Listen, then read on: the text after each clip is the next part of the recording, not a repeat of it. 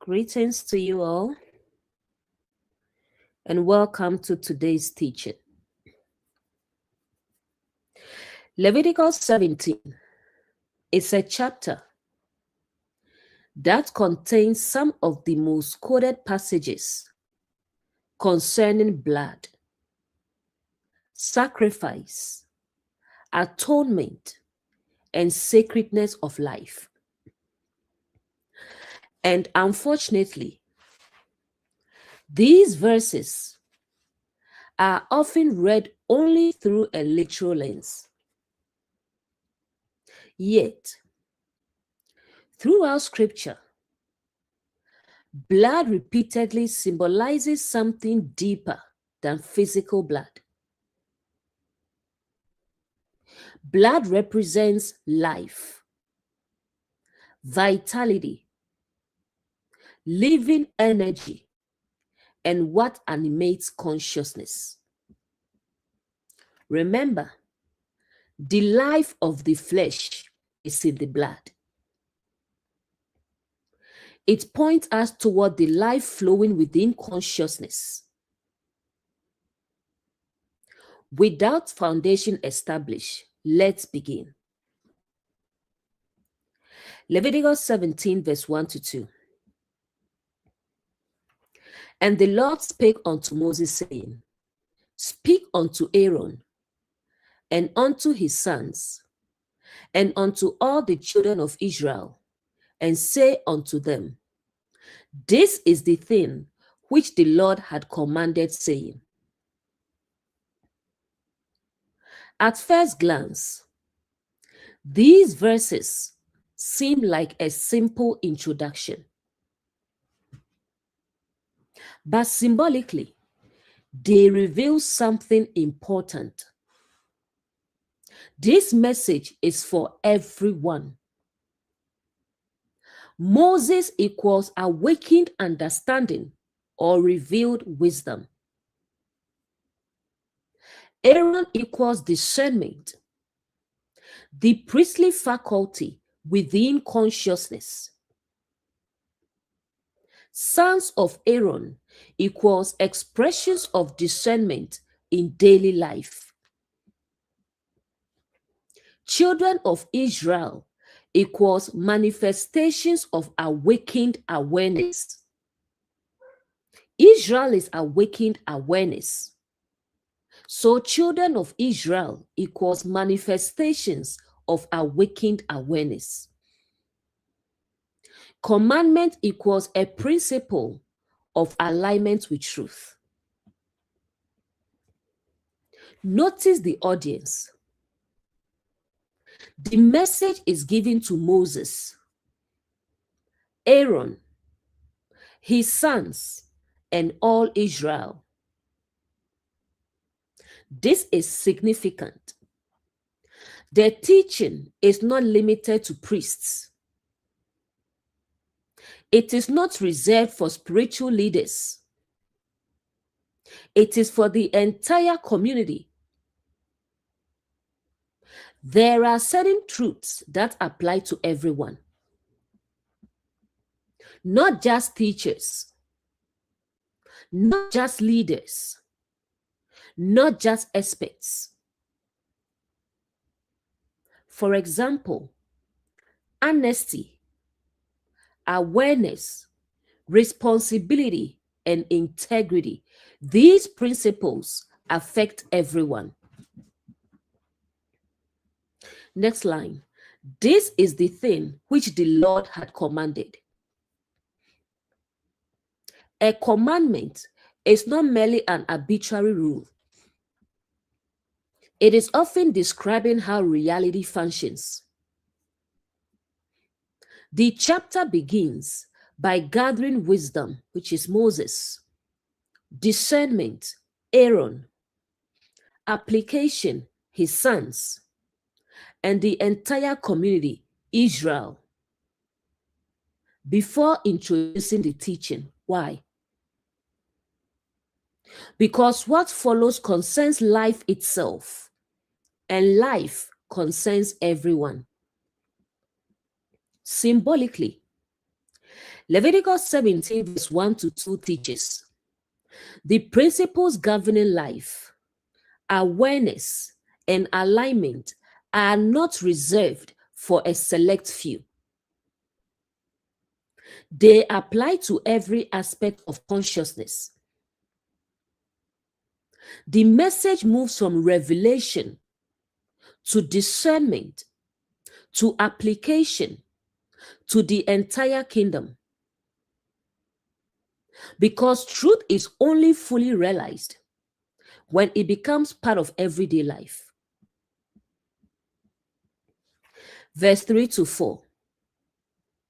What man soever there be of the house of Israel that killeth an ox, or lamb, or goat in the camp, or that killeth it out of the camp, and bringeth it not unto the door of the tabernacle of the congregation, to offer an offering unto the Lord, before the tabernacle of the Lord, blood shall be imputed unto that man.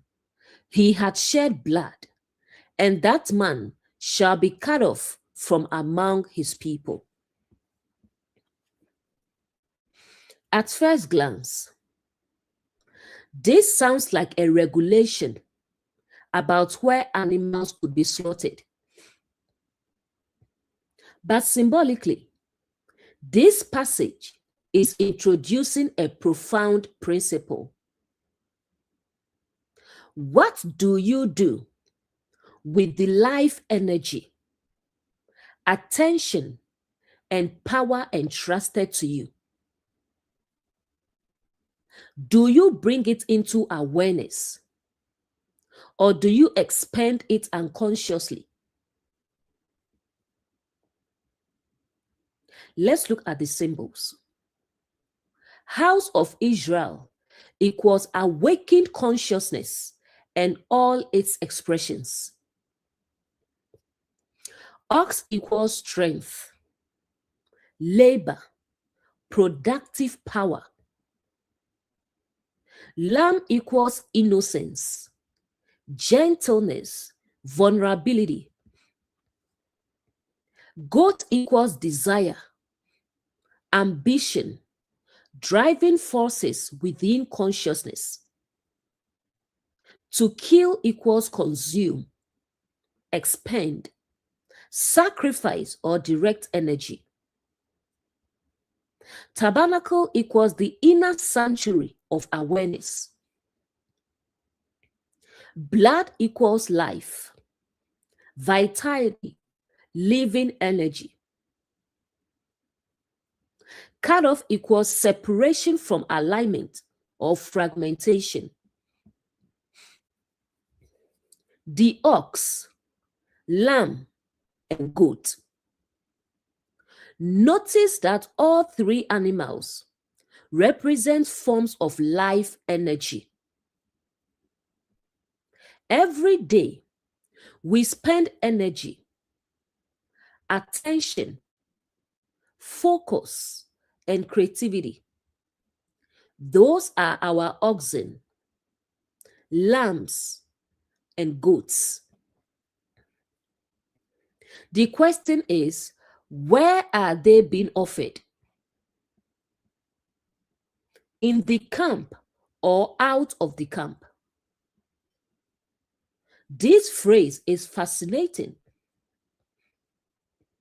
It suggests whether publicly or privately, whether seen or unseen, whether in front of others or alone. The principle remains the same. Relatable example. Some people behave one way publicly and another privately. But consciousness remains consciousness. The sanctuary remains the sanctuary. Reality is not fooled by appearances. Bringeth it not unto the door of the tabernacle. Now we arrive at the heart of the teaching. The life energy must be brought before the sanctuary. Symbolically, awareness must be involved. Relatable example. Someone becomes angry. There are two possibilities. One, unconscious response, where the anger is immediately acted out. The energy is spent.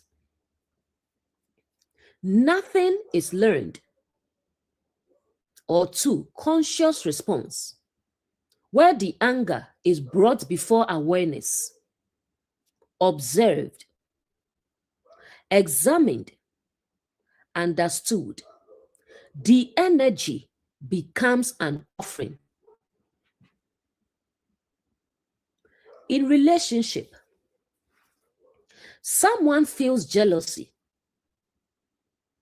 Instead of immediately accusing their partner, they ask, why am I feeling this?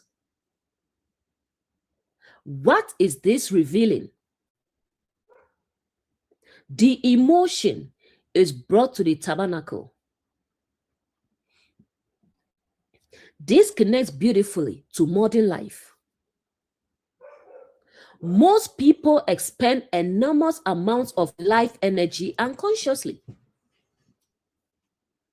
They sacrifice time, focus, attention, and emotional energy without awareness.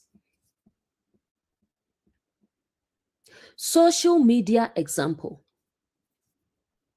Someone spends 6 hours doom scrolling. At the end, they feel drained. Why? Their life energy was sacrificed, but it was never brought before the sanctuary. No awareness was involved. Next line, blood shall be imputed unto that man. Remember, blood symbolizes life, vitality, or living energy. So symbolically, this verse is saying, you are responsible for what you do with your life force. If someone continually spends attention on fear, energy on resentment, and focus on comparison, eventually the consequences belong to them. Not because they are being punished, because consciousness reflects where life energy is invested. In career, someone spends 10 years avoiding growth. Eventually, the results appear. The blood is imputed. The life energy was spent somewhere. Next line, he had shed blood. This becomes deeply symbolic. Bloodshed is not merely violence here. It is the misuse of life, the wasting of life, the unconscious expenditure of what is sacred. Many people sacrifice health, relationships, peace, and purpose for things that never truly nourish them. Years later, they realize, I spent my life force on something that wasn't worth it. The blood was shed.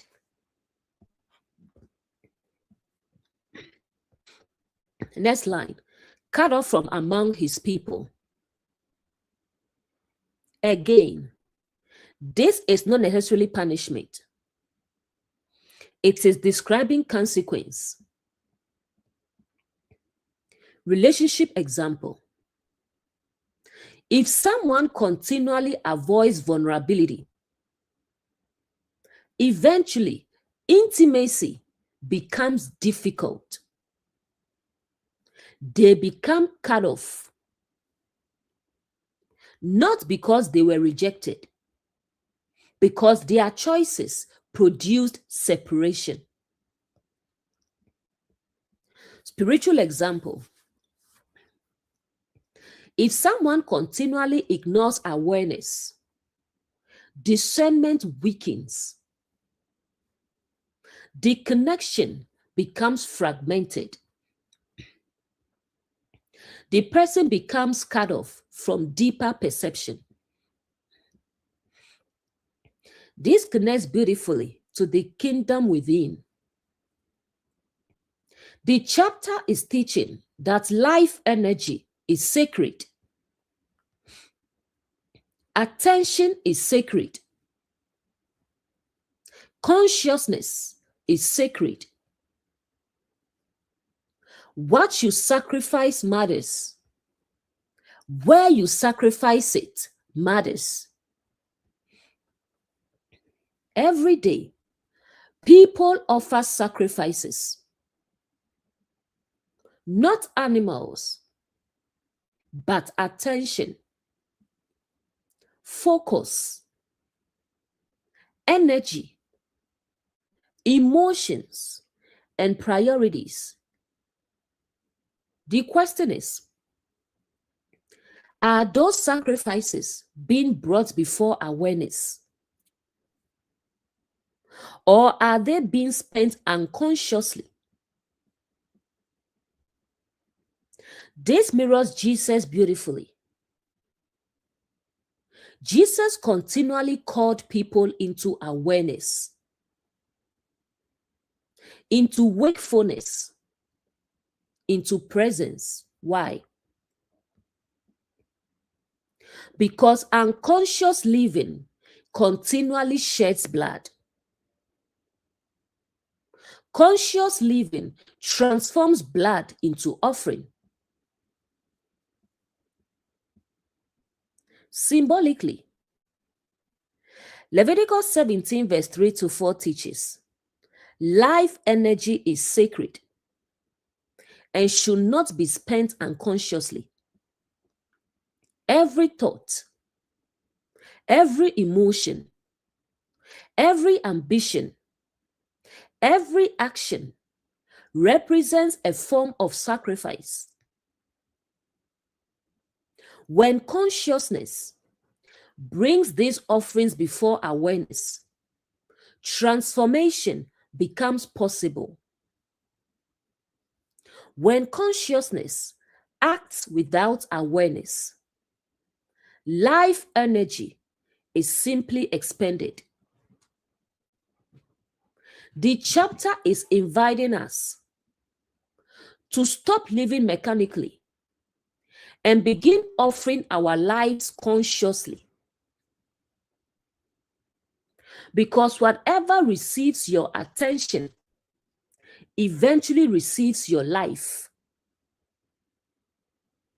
And where your life is invested determines the harvest that follows. Verse 5. To the end that the children of Israel may bring their sacrifices, which they offer in the open field, even that they may bring them unto the Lord, unto the door of the tabernacle of the congregation, unto the priest, and offer them for peace offerings unto the Lord. This verse explains why the previous instruction was given. The goal is not control. The goal is consciousness. The goal is to bring what is happening unconsciously into awareness. Notice the movement. Open field to tabernacle to priest to peace offering. That sequence is deeply symbolic. Children of Israel equals expressions of awakened consciousness. Sacrifices equals attention, energy, priorities, emotions or desires. Open field equals ordinary life, the unexamined mind or unconscious living. Tabernacle equals the inner sanctuary of awareness. Priest equals discernment. Peace offering equals integration, harmony, reconciliation within consciousness. The open field. The open field represents everyday life. The place where most people spend their energy. The place where things simply happen. Most people react automatically. Someone insults them, they react. Someone rejects them, they react. Something triggers fear, they react. The sacrifice happens in the field. No awareness, no examination, no discernment. Relationship example. Someone feels insecure. Instead of examining the insecurity, they immediately accuse their partner. The sacrifice remains in the field. Why bring it to the tabernacle? Because awareness transforms experience. The same event can either create suffering or create wisdom, depending on whether awareness enters the process. Relatable example. Someone experiences failure. Without awareness, they say, I'm a failure. With awareness, they say, what can this teach me? The event is the same. The sanctuary changes everything. Next line, bring it unto the Lord.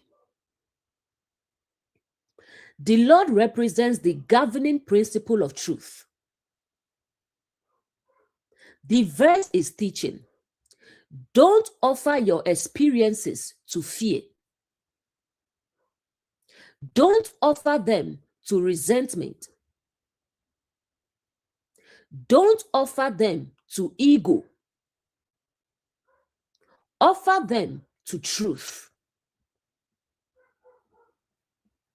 Relationship example. Someone experiences betrayal. They can offer it to bitterness or understanding. The offering determines the outcome. Unto the priest. The priest represents discernment. This is extremely important. Awareness alone is not enough. Discernment must interpret what awareness sees. Relatable example. Two people experience the same event. One becomes wiser. one becomes more bitter. Why? Because discernment interpreted the event differently. In career, someone loses a job. One person learns new skills and grows. Another remains angry for 10 years. The event is identical. The priest differs. Next, peace offerings. Notice what the sacrifice becomes. Not punishment, not condemnation, not distraction, but peace. What is peace? Peace is not merely the absence of conflict. Peace is integration, wholeness, harmony, and alignment. Relatable example. Someone finally acknowledges, I was carrying resentment. The acknowledgement creates peace. Not because the past changed, because consciousness became integrated. Relationship example. Someone finally admits, I contributed to the problem too. Suddenly, healing becomes possible. Peace enters. During conflicts, people often tell only one side of the story. They make themselves the victim, and the other person becomes the villain. But real peace often begins when awareness says, let me honestly examine my part. That is bringing the sacrifice to the priest. That is moving from the field to the sanctuary. This is extremely relevant today. Many people sacrifice enormous amounts of energy arguing online, defending identities, proving themselves right, blaming others. Yet, very little of that energy becomes peace because it never reaches the sanctuary. Social media example. Someone sees a post they disagree with. Immediately, they react, attack, argue, defend. The sacrifice remains in the field. No peace emerges. The pattern of the verse. Notice the progression. Field, where experience happens. Tabernacle, awareness enters. Priest, discernment interprets. Peace offering, integration occurs. This is the entire awakening journey. Something happens. You become aware of it. You examine it. You learn from it. You become more whole. This mirrors Jesus beautifully. Jesus repeatedly brought people from reaction to awareness, from blame to reflection, from division to integration, from conflict to peace. That is exactly the pattern we see here. The deeper meaning. Symbolically, Leviticus 17 verse 5 teaches, the purpose of awareness is to transform life's experiences into wisdom and peace. Every sacrifice represents energy. Every experience represents potential growth. When consciousness brings its struggles, emotions, desires, and reactions into the sanctuary of awareness, discernment can transform them into peace offerings. The goal is not suppression. The goal is integration. Not denial, but understanding. Because what is brought before truth can be transformed. And what is transformed becomes peace within the kingdom. Verse 6. And the priest shall sprinkle the blood upon the altar of the Lord at the door of the tabernacle of the congregation, and burn the fat for a sweet savor unto the Lord. This verse takes the process one step further.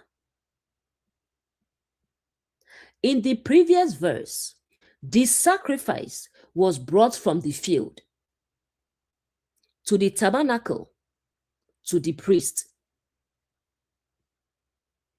Now we see what happens next.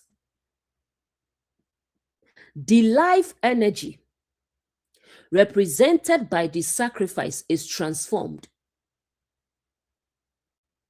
Nothing is wasted.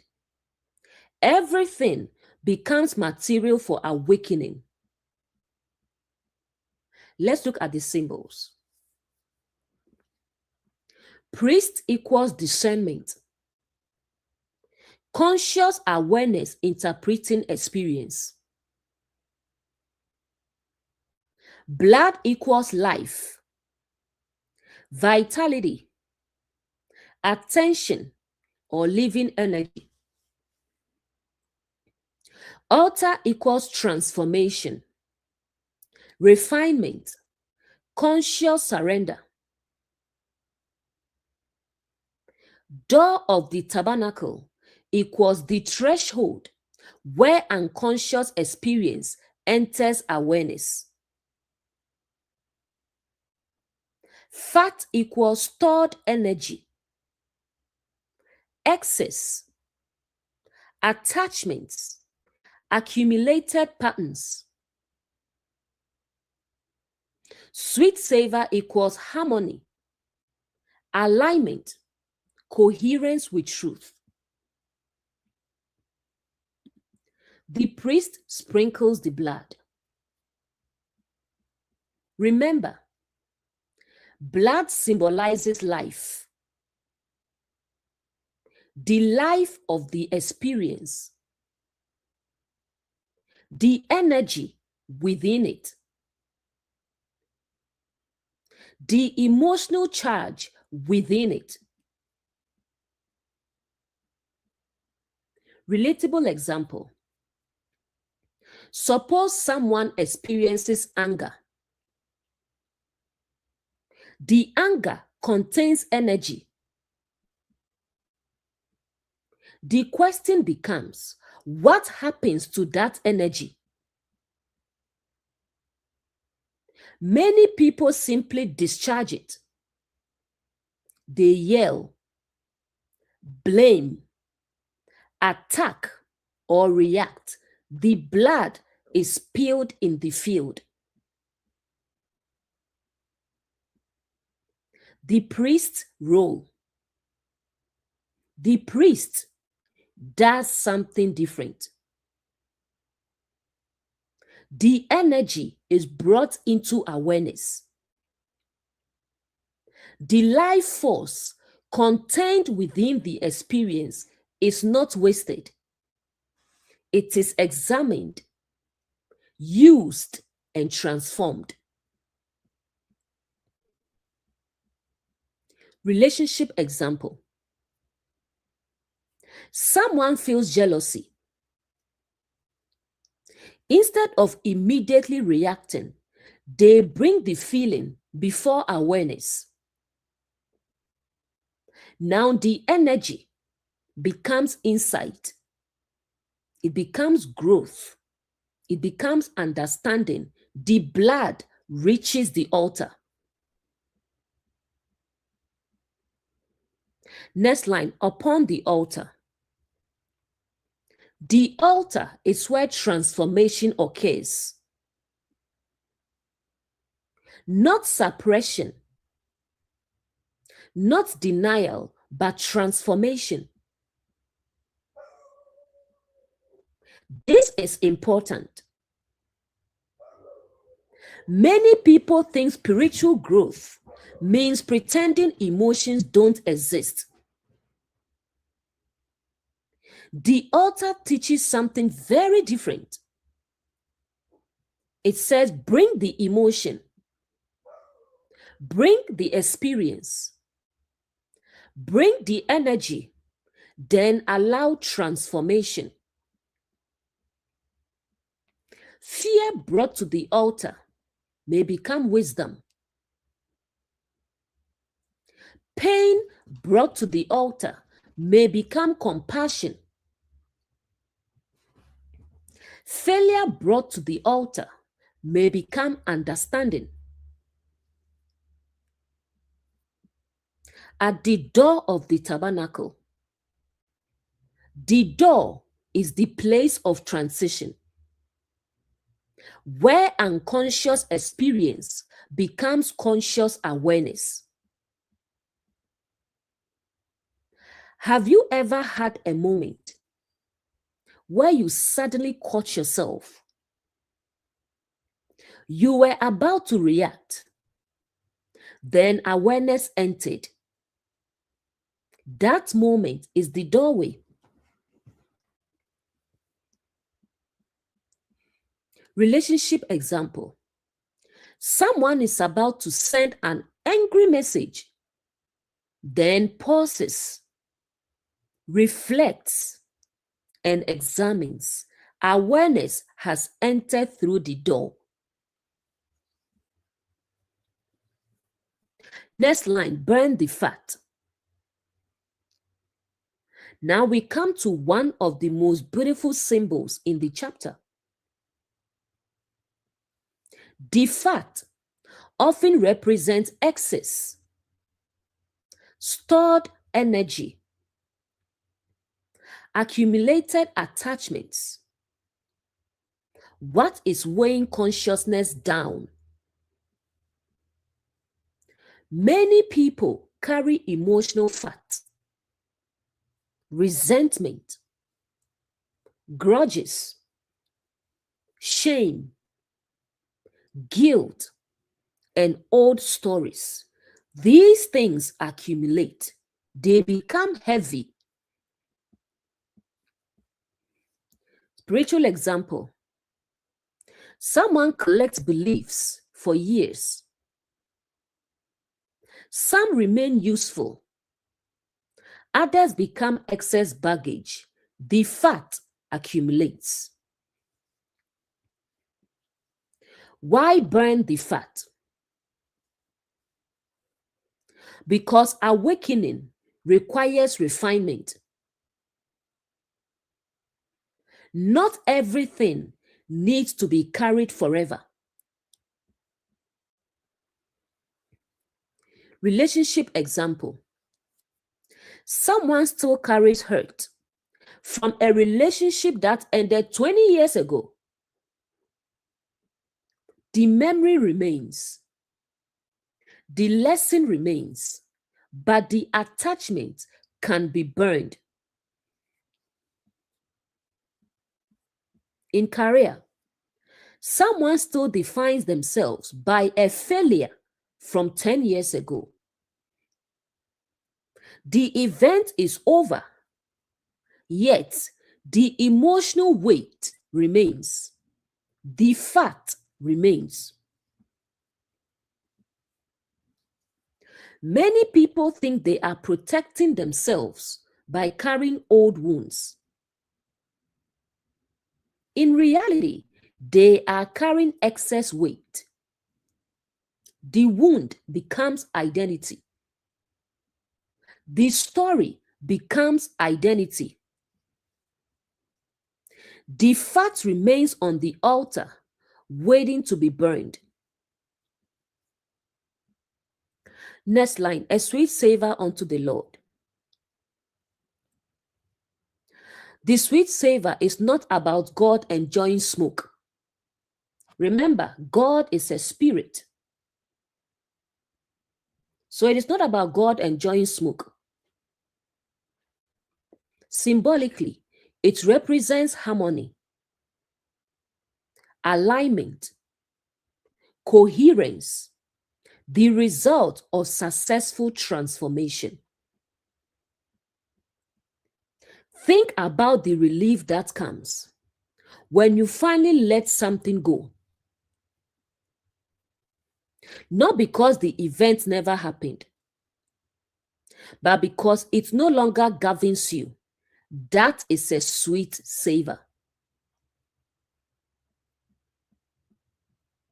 Relationship example. Someone finally forgives. The burden lifts. The heart becomes lighter. Harmony enters. In career, someone stops defining themselves by past failures. Suddenly, new possibilities appear. The atmosphere changes. Notice the pattern. Blood, life energy. Altar, transformation. Fat, attachments. Sweet savor, peace and alignment. This is the entire awakening process. Life provides the experience. Awareness receives it. Discernment interprets it. Attachments are released. Then peace emerges. This mirrors Jesus beautifully. Think about how often Jesus invited people to release burdens. Not because their experiences were unreal, but because carrying them forever prevents transformation. The altar exists for a reason.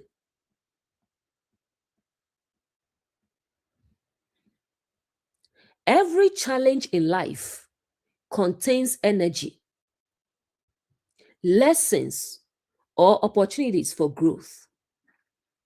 The question is whether the energy becomes wisdom or merely becomes suffering.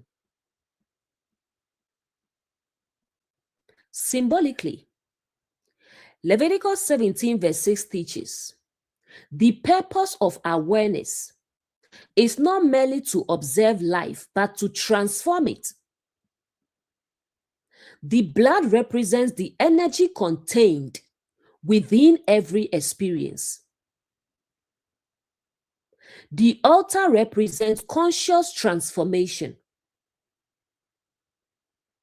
The fat represents attachments and accumulated burdens. The sweet savor represents the harmony that emerges when consciousness releases what no longer serves life.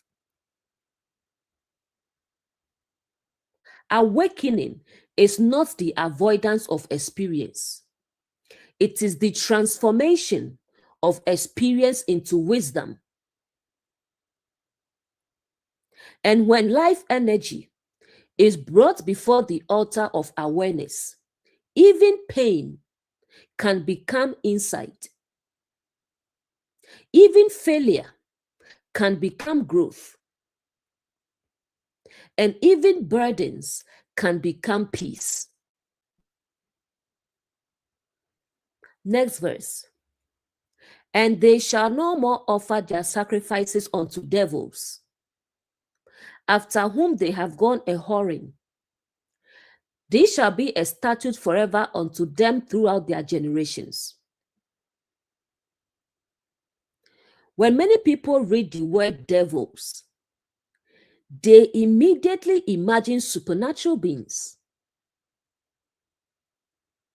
But if we stay consistent with the symbolic framework we've been using, the deeper question becomes, what is receiving your attention? What is receiving your life energy?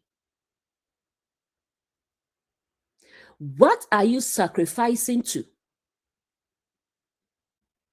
Because every person serves something.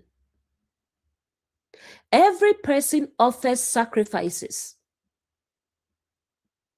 The question is not whether sacrifices exist. The question is where they are being directed. Sacrifices equals attention, energy, focus, devotion, life force. Devils equals false masters, illusions, destructive patterns, and conscious forces.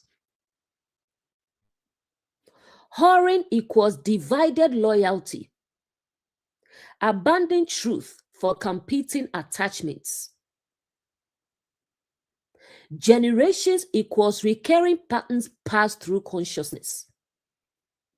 Just like Genesis 5. What are the devils?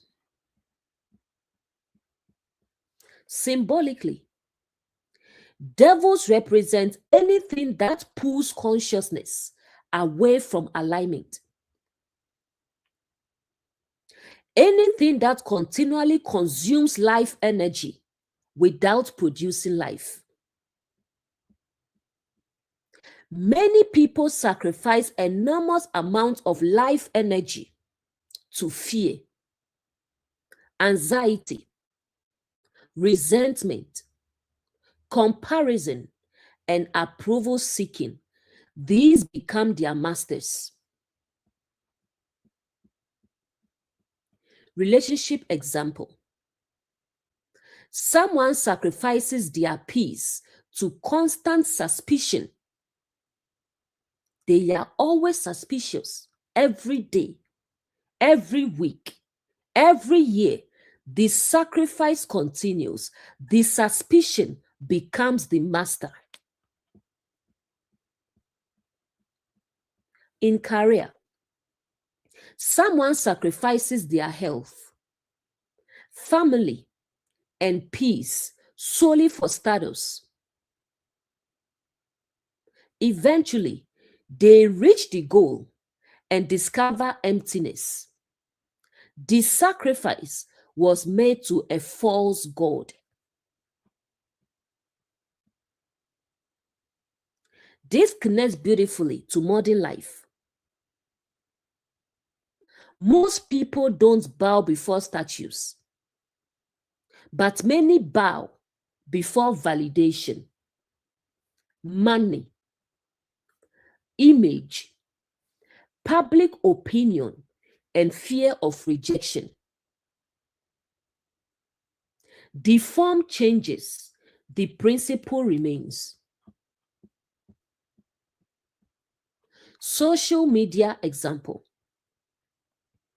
Someone wakes up and immediately checks for likes, comments, views, and engagement. Their mood rises and falls according to public approval. The sacrifice is being offered somewhere. After whom they have gone a whoring. Throughout scripture, whoredom usually symbolizes divided loyalty. Someone says, I want peace, yet continually feeds conflict. Someone says, I want healing, yet continually feeds resentment. Someone says, I want truth, yet only accept ideas that confirm existing beliefs. The loyalties are divided. Relationship example. Someone says they want a healthy relationship, yet repeatedly chooses partners who reinforce unhealthy patterns. Their desire and their devotion are not aligned. Why are sacrifices being offered to devils? Because unconsciousness always seeks an object of devotion. If awareness is absent, something else takes the throne. If someone never examines their fears, the fears begin governing life. The fear becomes king. It becomes priest. It receives sacrifices. In career, someone becomes obsessed with proving themselves. Every decision revolves around external validation. Years of life energy are sacrificed. The master receives its offering. Many people think freedom means I serve nobody. Yet everyone serves something. The real question is, what is sitting on the throne? Is it truth, awareness, wisdom, or fear, ego, approval, or resentment? Something always receives the sacrifice. Next line, a statute forever throughout their generations. The principle is timeless. Not because of a ritual, because consciousness continues functioning this way. Every generation faces new idols. The forms change, the pattern remains. Yesterday may be golden calves. Today, social validation, status, identity, and image. Tomorrow, something else. The principle continues. Some people worship relationships. Others worship independence. Others worship being right. Anything can become an idol if it occupies the throne. This mirrors Jesus beautifully. Jesus repeatedly spoke about serving two masters. Why? Because divided devotion fragments consciousness. Exactly the same principle appears here. Relatable example. Someone wants truth, but also wants comfort. When truth challenges comfort, a choice appears. Which master receives the sacrifice? Symbolically, Leviticus 17:7 teaches, be conscious of what receives your attention, devotion, and life energy. Every sacrifice strengthens something. Every offering feeds something. Every repeated focus creates a master. The question is, what is being fed? What is growing? What is sitting on the throne? Because consciousness eventually becomes shaped by whatever continually receives its sacrifices. An awakening begins when life energy is withdrawn from false masters and brought back into alignment with truth. Just like Malachi. Malachi 3. Bring ye all the tithes and offerings. Awakening begins when life energy is withdrawn from false masters and brought back into alignment with truth. Verse 8. And thou shalt say unto them, whatsoever man there be of the house of Israel, or of the strangers which sojourn among you, that offered a burnt offering or sacrifice. This verse expands the principle we just explored. Notice something important. The instruction is no longer limited to Israel. It now includes the strangers which sojourn among you. Symbolically, this is profound because it reveals that the principle being described is universal. It is not merely about a particular nation. It is about consciousness itself. House of Israel equals awakened consciousness.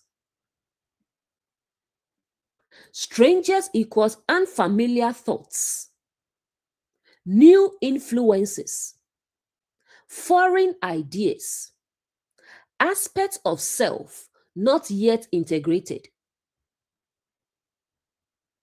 Sojourn among you equals temporary influences moving through awareness. Burnt offering equals complete surrender, total devotion of energy. Sacrifice equals attention, focus, life force, emotional investment. Let's look at Israel and the stranger. Throughout scripture, strangers often symbolize what is unfamiliar, something not yet fully integrated into consciousness.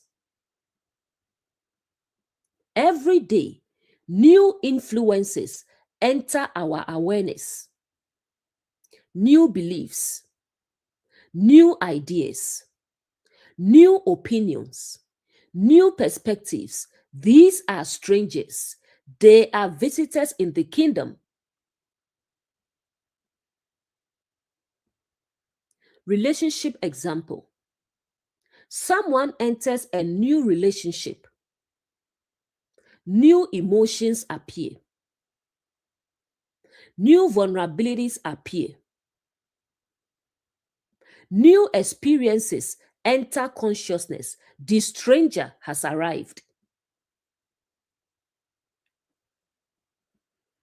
In career, someone starts a new job.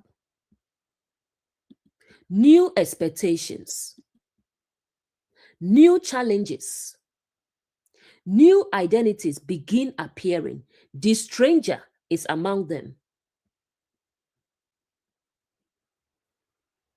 Why include the stranger? Because the principle applies universally. Whether something is familiar or unfamiliar, whether it comes from within or outside, the question remains, what are you offering your energy to? Fear doesn't care whether you are religious or spiritual or secular. The principle still works. What you continually feed grows.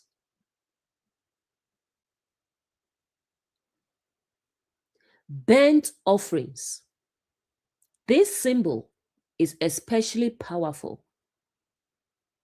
Unlike some offerings where only a portion is given, the burnt offering represents total devotion, complete surrender, complete investment. Relatable example. Think about something that consumes your attention completely. Something you think about constantly. Something that occupies enormous mental space. That is functioning as a burnt offering. Relationship example. Someone becomes obsessed with a relationship. Every thought revolves around it. Every emotion revolves around it. The offering is total. In career, someone sacrifices sleep, health, peace, and family for success. The offering becomes complete. Social media example. Some people offer entire evenings, entire weekends, entire years to endless scrolling. The life energy is being consumed. The burnt offering is taking place. The universal principle. Notice how the text includes Israel and the stranger. This reveals that the principle applies to every aspect of consciousness. Whether the influence comes from childhood, culture, family, religion, social media, or personal experience, the same question applies. Does this deserve my devotion?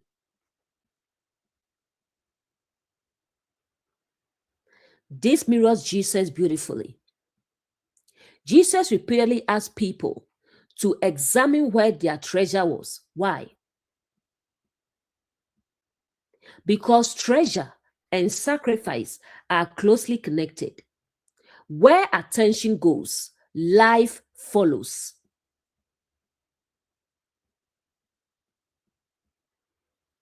Symbolically, Leviticus 17 verse 8 teaches, be conscious of what receives your total devotion and life energy. Whether the influence comes from familiar patterns or unfamiliar sources, the principle remains the same. Every sacrifice feeds something. Every devotion strengthens something. Every repeated focus shapes consciousness. Awakened awareness therefore learns to examine carefully what receives its offerings. Because whatever continually receives your life eventually helps determine the life you experience.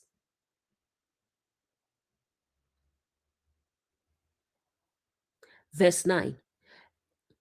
And bringeth it not unto the door of the tabernacle of the congregation, to offer it unto the Lord. Even that man shall be cut off from among his people. This verse brings us back to the central theme of the chapter. Over and over again, Leviticus 17 keeps repeating the same principle. Do not live unconsciously. Do not spend your life energy unconsciously. Bring your experiences into awareness. The issue is not the sacrifice itself. The issue is whether the sacrifice is brought to the sanctuary. Door of the tabernacle equals the threshold of awareness. Offer it unto the Lord equals bring it into alignment with truth. Cut off equals separation, fragmentation, disconnection from conscious living. People equals the integrated aspects of awakened consciousness. Let's look at the door. Notice that the offering must be brought to the door, not even fully into the sanctuary yet, just to the threshold. Why the door? Because transformation begins the moment awareness enters. Before healing, before understanding, before change, awareness comes first. Relatable example. Someone finally says, I am angry. That is the door. Not everyone else is the problem. Not nothing is wrong. Simply, I am angry. Awareness has arrived.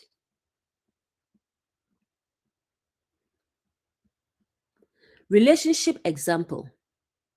Someone finally admits, I am afraid of being abandoned. The door has opened. Healing can now begin. This is extremely relatable. Most people spend years avoiding the door. They avoid self-examination, accountability, reflection, and awareness. As long as the door is avoided, transformation remains difficult. In career, someone keeps changing jobs. The same conflict follows them everywhere. One day they ask, could I be contributing to this pattern? That question is the door.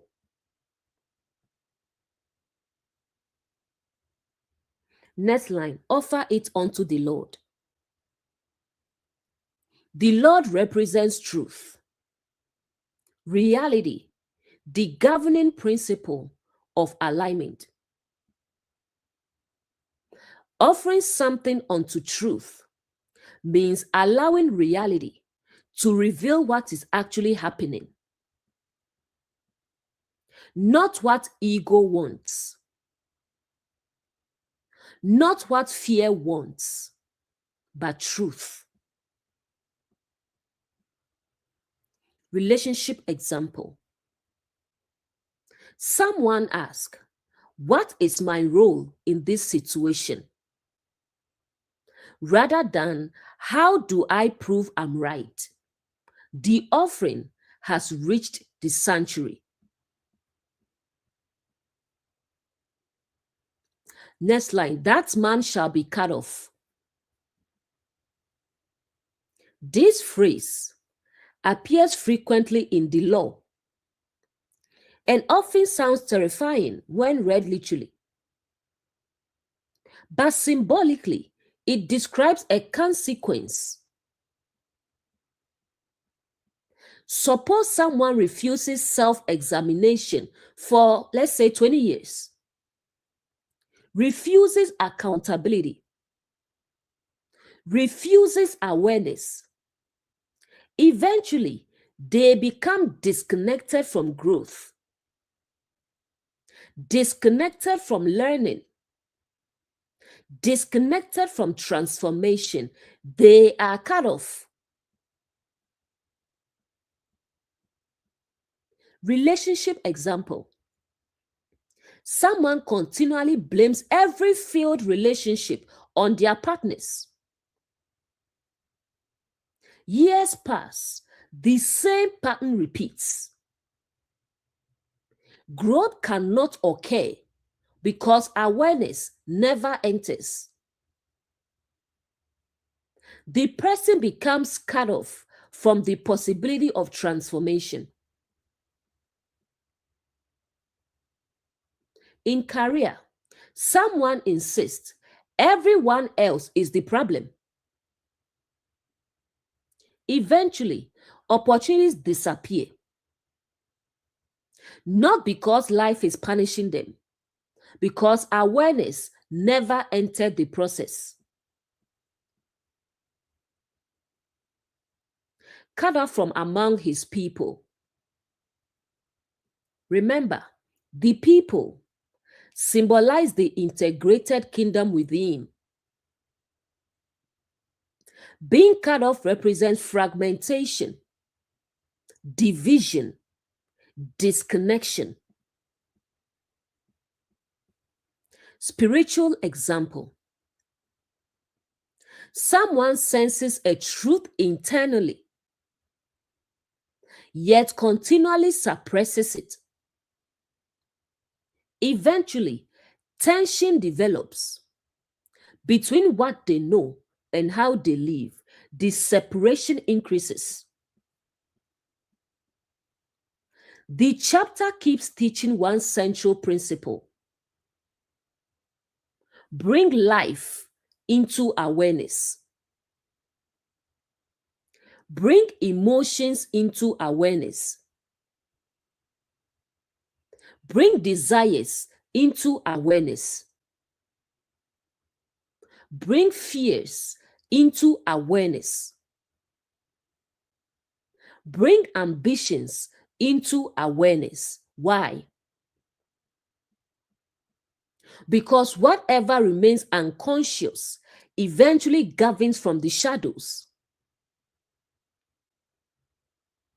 An unexamined fear often controls more of a person's life than a recognized fear. Recognition begins freedom. This mirrors Jesus beautifully. Think about how often Jesus asks questions. Who do men say that I am? Questions create awareness. Questions bring people to the door. Questions expose what is hidden. The door of the tabernacle opens through awareness. Relationship example. Instead of asking, why are they doing this to me?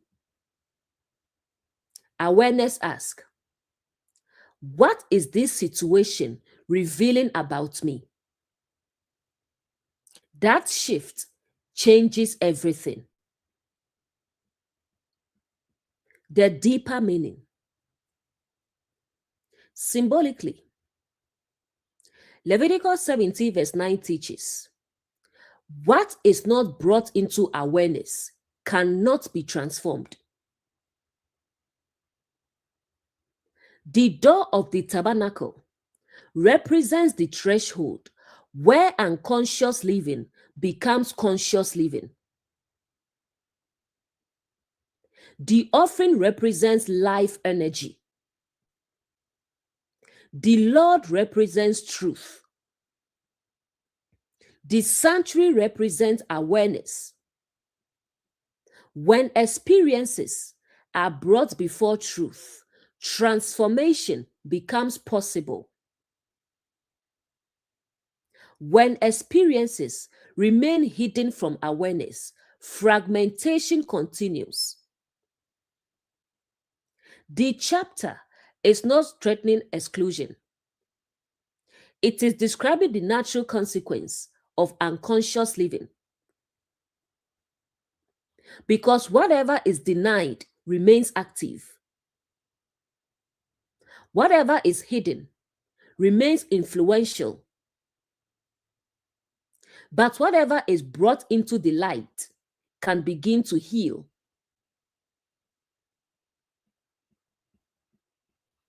Verse 10. And whatsoever man there be of the house of Israel, or of the strangers that sojourn among you, that eateth any manner of blood, I will even set my face against that soul that eateth blood, and will cut him off from among his people. Blood equals life, vitality, living energy, consciousness in motion. Eat equals consume, internalize, absorb, make part of yourself. Face of God equals reality confronting consciousness, truth exposing distortion. Soul equals the conscious self, the living identity. Cut off equals separation from alignment, fragmentation, or disconnection. What does it mean to eat blood? This is where the symbolism becomes fascinating. If blood represents life, then eating blood symbolically points toward trying to consume life without honoring its source. Taking life force for personal possession rather than receiving it as sacred. Some people constantly consume other people's energy, other people's attention, other people's validation without ever producing life themselves. They are feeding on life rather than participating in life. Relationship example. Someone expects their partner to provide all their happiness, all their worth, all their identity. Instead of cultivating those things internally, they begin feeding on another person's life force. This is extremely relevant. Many people try to live through other people instead of discovering their own life, their own awareness, their own connection to truth. Social media example. Someone's entire sense of worth depends on likes, comments, views, and approval. They are consuming life from external sources. The blood is being eaten. Why is this a problem? because life was never meant to be possessed. It was meant to flow. Think about someone who constantly needs validation. No amount is enough because they are trying to consume something that cannot permanently satisfy them. Career example. Someone reaches a promotion, then immediately needs another, then another, then another. The external achievement cannot provide the life they seek. Next line, I will set my face against that soul. This sounds harsh until we understand the symbolism.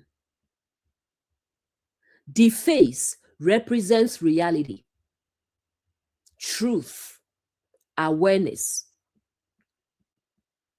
Symbolically, the verse is saying, reality itself will eventually expose the limitation of trying to consume life rather than live it. Relatable example.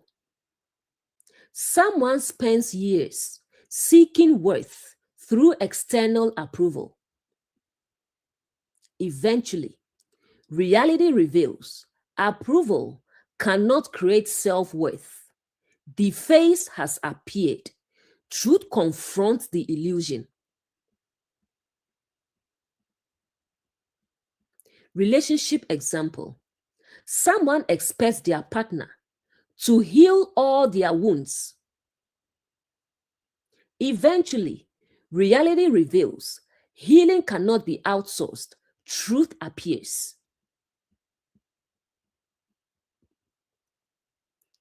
Next line, that soul that eateth blood.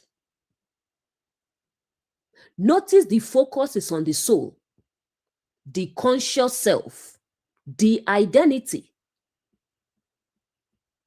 The issue is not physical consumption. The issue is the relationship consciousness has with life itself. Some people consume experiences. Others learn from experiences. Some consume relationships. Others grow through relationships.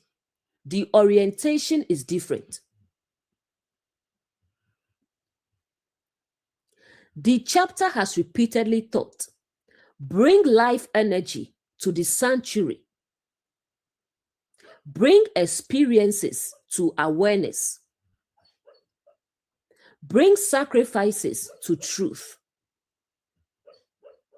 Now it adds, do not try to possess life. Honor life. Participate in life. Allow life to flow. Next line, cut off from among his people. Again, this describes consequence. Relatable example. Someone becomes obsessed with extracting value from everyone around them. Eventually, relationships weaken. Trust weakens. Connection weakens. The person becomes isolated. They are cut off.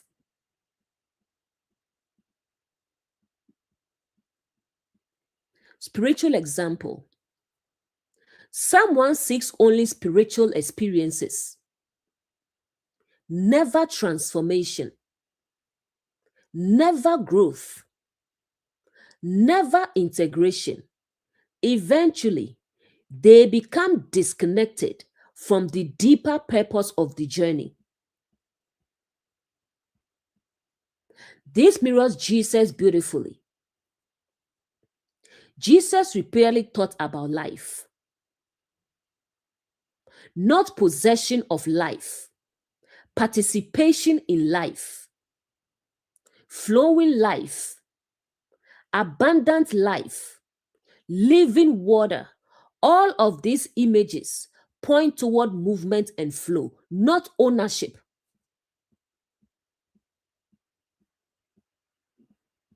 Their deeper meaning.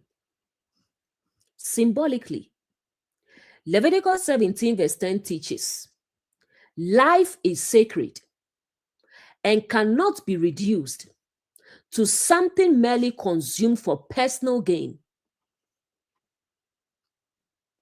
Blood represents life force.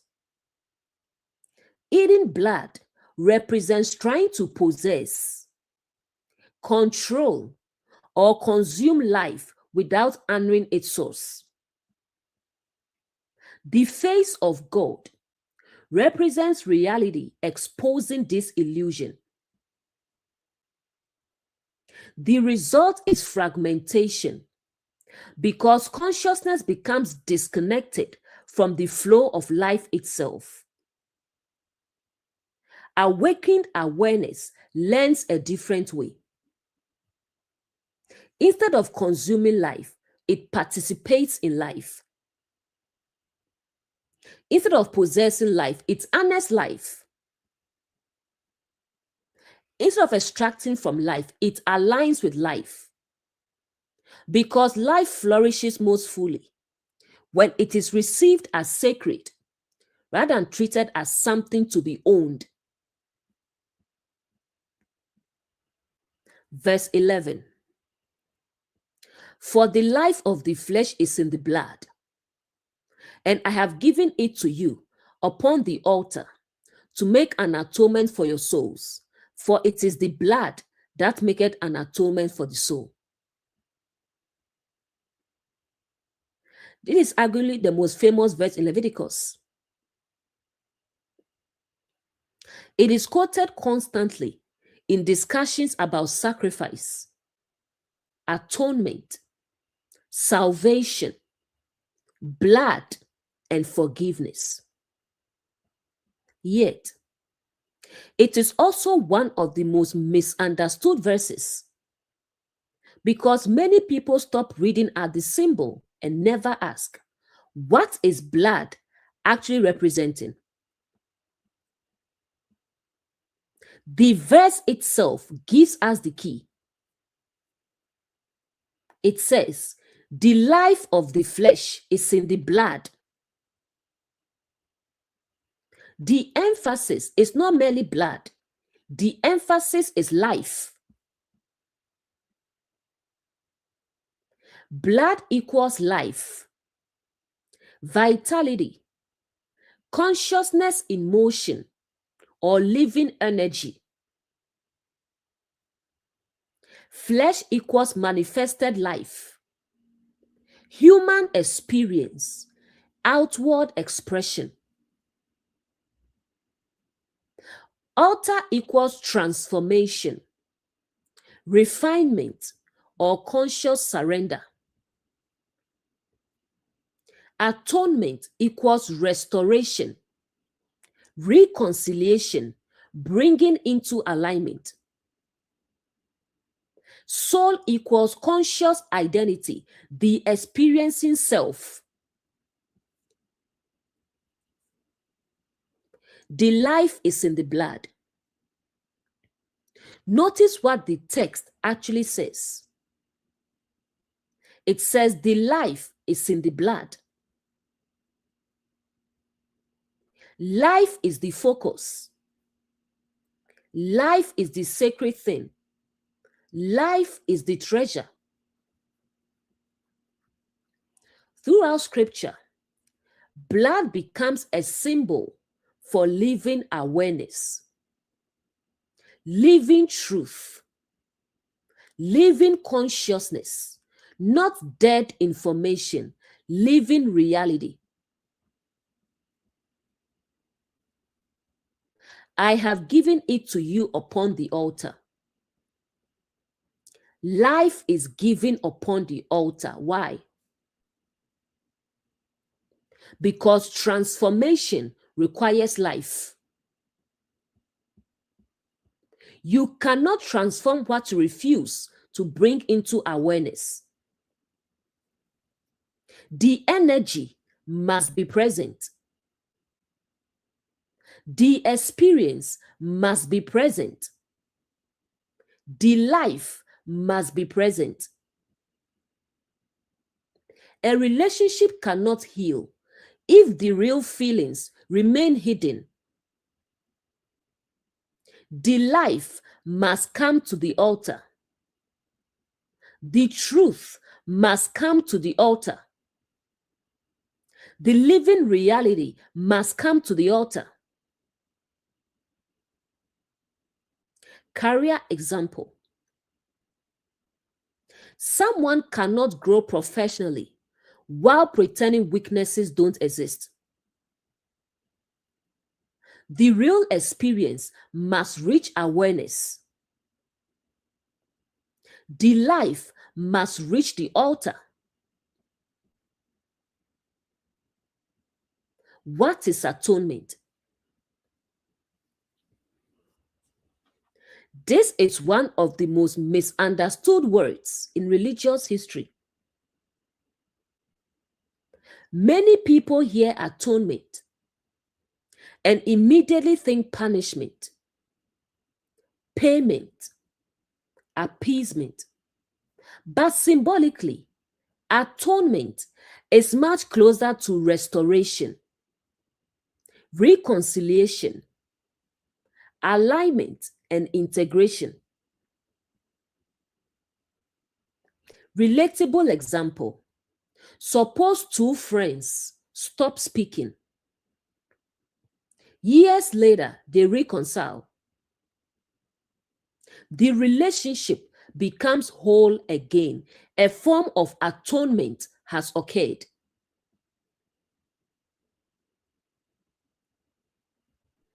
Relationship example. A person has been at war with themselves for years, filled with shame, filled with self-hatred. Then awareness enters, compassion enters, healing begins.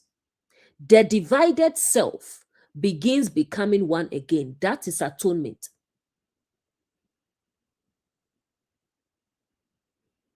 The altar creates atonement. Notice what creates the restoration: the altar, the place of conscious transformation. Relatable example. Someone spends years blaming everyone else. Then one day, awareness arrives. They say, I contributed to this too. That realization is painful, but it creates integration. It creates atonement. Next line. For it is the blood that maketh atonement. Again, blood represents life. Life creates restoration. Notice what the verse does not say. It does not say death creates atonement.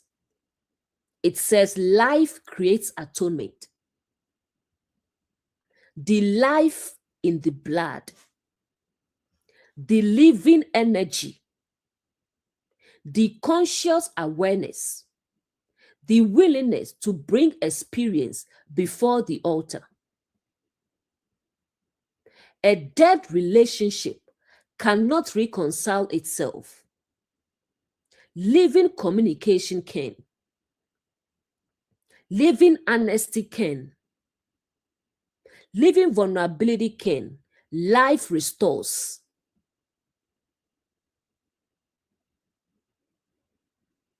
Spiritual example. Someone has spent years asleep to their patterns. Then awareness awakens. The living awareness begins restoring what unconsciousness fragmented. The blood makes atonement.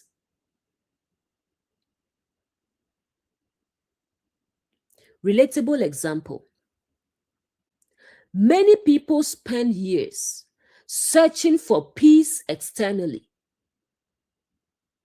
yet the real reconciliation often begins when inner conflict is finally brought into awareness. This mirrors Jesus beautifully. Think about how often Jesus restored people, not through condemnation, through awakening, through awareness, through bringing life where unconsciousness had created fragmentation. The hidden pattern, notice the flow. Blood, which is life. Altar, transformation. Atonement, restoration. The soul, wholeness. This is the entire journey of awakening. Life is brought into awareness. Awareness transforms it. Transformation restores alignment. Alignment brings wholeness. The deeper meaning. Symbolically, Leviticus 17 verse 11 teaches, life itself is the instrument of restoration. The blood represents living awareness. The altar represents conscious transformation. The soul represents the experiencing self. Atonement is the restoration of alignment where fragmentation once existed. The verse is not about appeasing an angry God. It is about what happens when life, truth, awareness, and consciousness are brought together in the sanctuary of transformation. Because healing occurs when what is alive within us is honestly brought before the altar of awareness.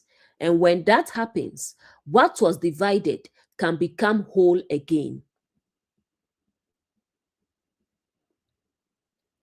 Verse 12. Therefore I said unto the children of Israel, no soul of you shall eat blood, neither shall any stranger that sojourneth among you eat blood. Notice the very first word, therefore. This means the verse is directly connected to what we just read. Verse 11 explained, the life of the flesh is in the blood. Now verse 12 draws a conclusion from that truth. If blood symbolizes life itself, then the instruction becomes much deeper than a dietary regulation. The principle becomes, do not consume life in a way that disconnects it from its sacred purpose. Blood equals life, vitality, awareness, living energy. It equals absorb, consume, internalize, take possession of. Children of Israel equals awakened consciousness. Stranger equals unfamiliar influences. New patterns entering awareness. Soul equals conscious identity, the experiencing self. Why repeat the instruction? Whenever scripture repeats something, it usually means we should pay attention. The chapter keeps returning to blood because it keeps returning to life. The issue is not really blood. The issue is how consciousness relates to life itself. Many people try to possess life rather than participate in it. They want to control outcomes, people, relationships, and circumstances.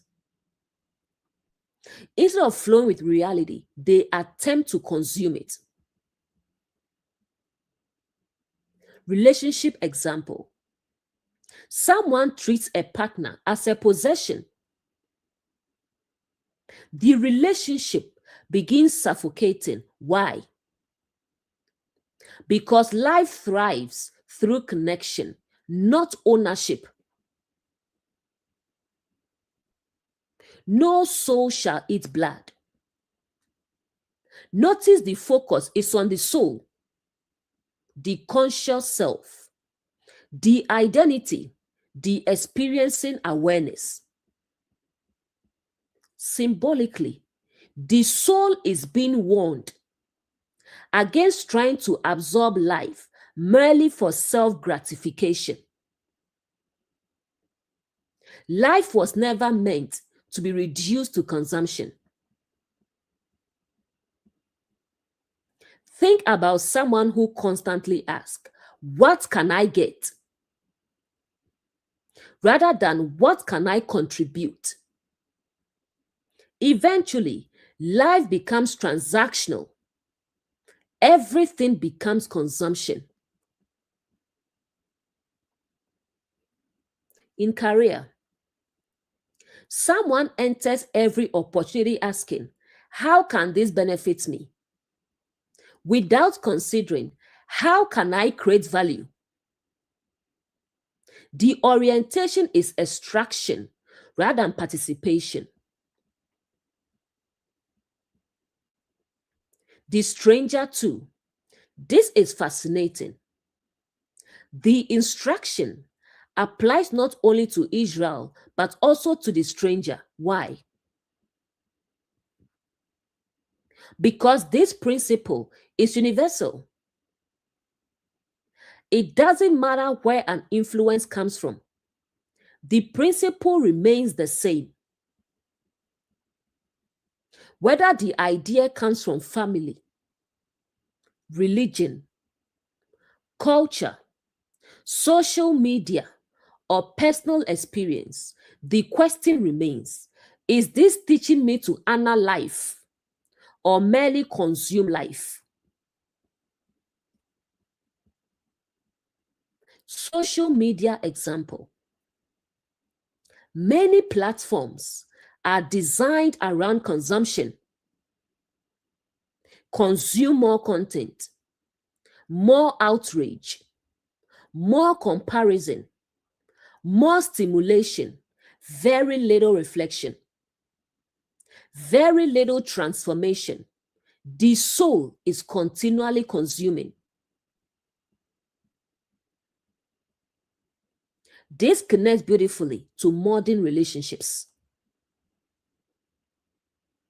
Some people enter relationships seeking validation, rescue, identity, and completion.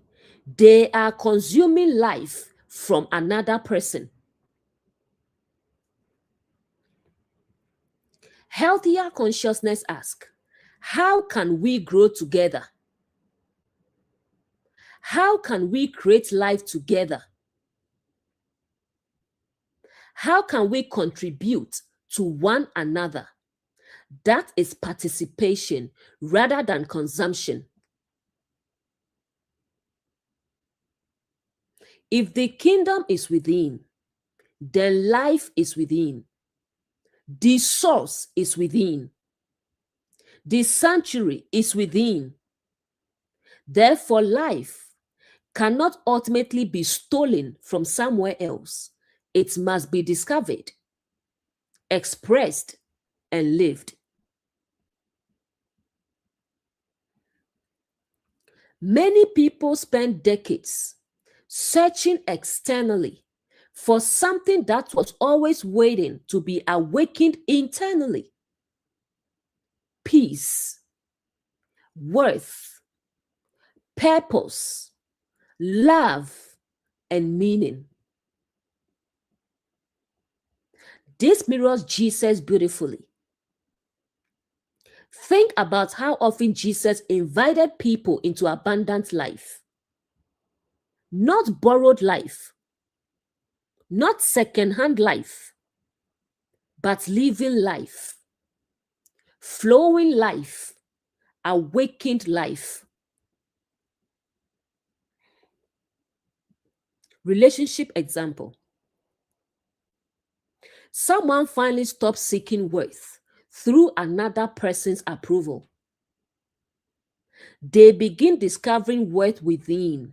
Life starts flowing differently. The hidden pattern.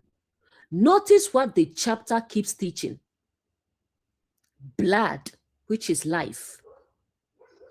Eating blood, which is trying to possess life. Altar, which is transforming life. Atonement, restoring life. Peace offerings, integrating life. The entire chapter revolves around one question. What are you doing with the life entrusted to you? The verse teaches, do not reduce life to something merely consumed. Honor it. Participate in it. Allow it to flow. Recognize its sacredness. The happiest people are often not those who consume the most. They are those who participate most fully, those who engage, who contribute, who create, who live. The deeper meaning. Symbolically, Leviticus 17 verse 12 teaches, life is sacred and should not be treated merely as something to extract, possess, or consume. The blood represents the living energy flowing through existence. The soul is invited to honor that life rather than attempt to own it. Whether familiar influences or unfamiliar influences enter consciousness, the principle remains unchanged. Awakened awareness learns to participate in life rather than consume life. Because life flourishes when it flows through consciousness, not when consciousness attempts to imprison it for personal gain. Verse 13. And whatsoever man there be of the children of Israel, or of the strangers that sojourn among you, which hunteth and catcheth any beast or fowl that may be eaten, he shall even pour out the blood thereof and cover it with dust. This verse continues the discussion about blood, life, and awareness. But now, an entirely new symbol appears. Dust.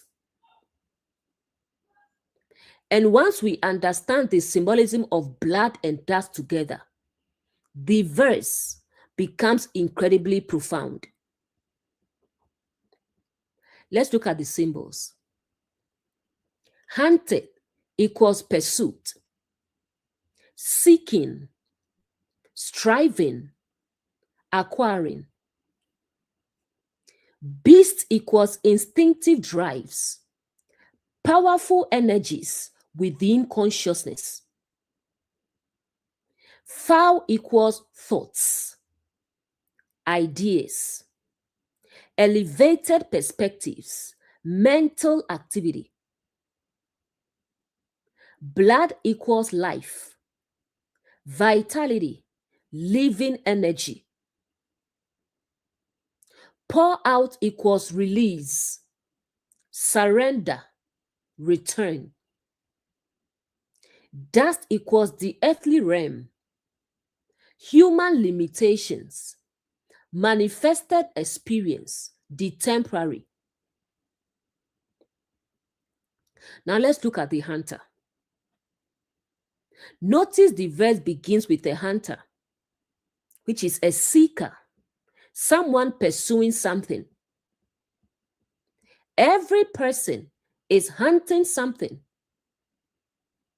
Some hunt success, love, security, approval, meaning, or truth. The object changes, the pursuit remains. In career, someone spends years pursuing advancement, learning, building, growing. They are hunting.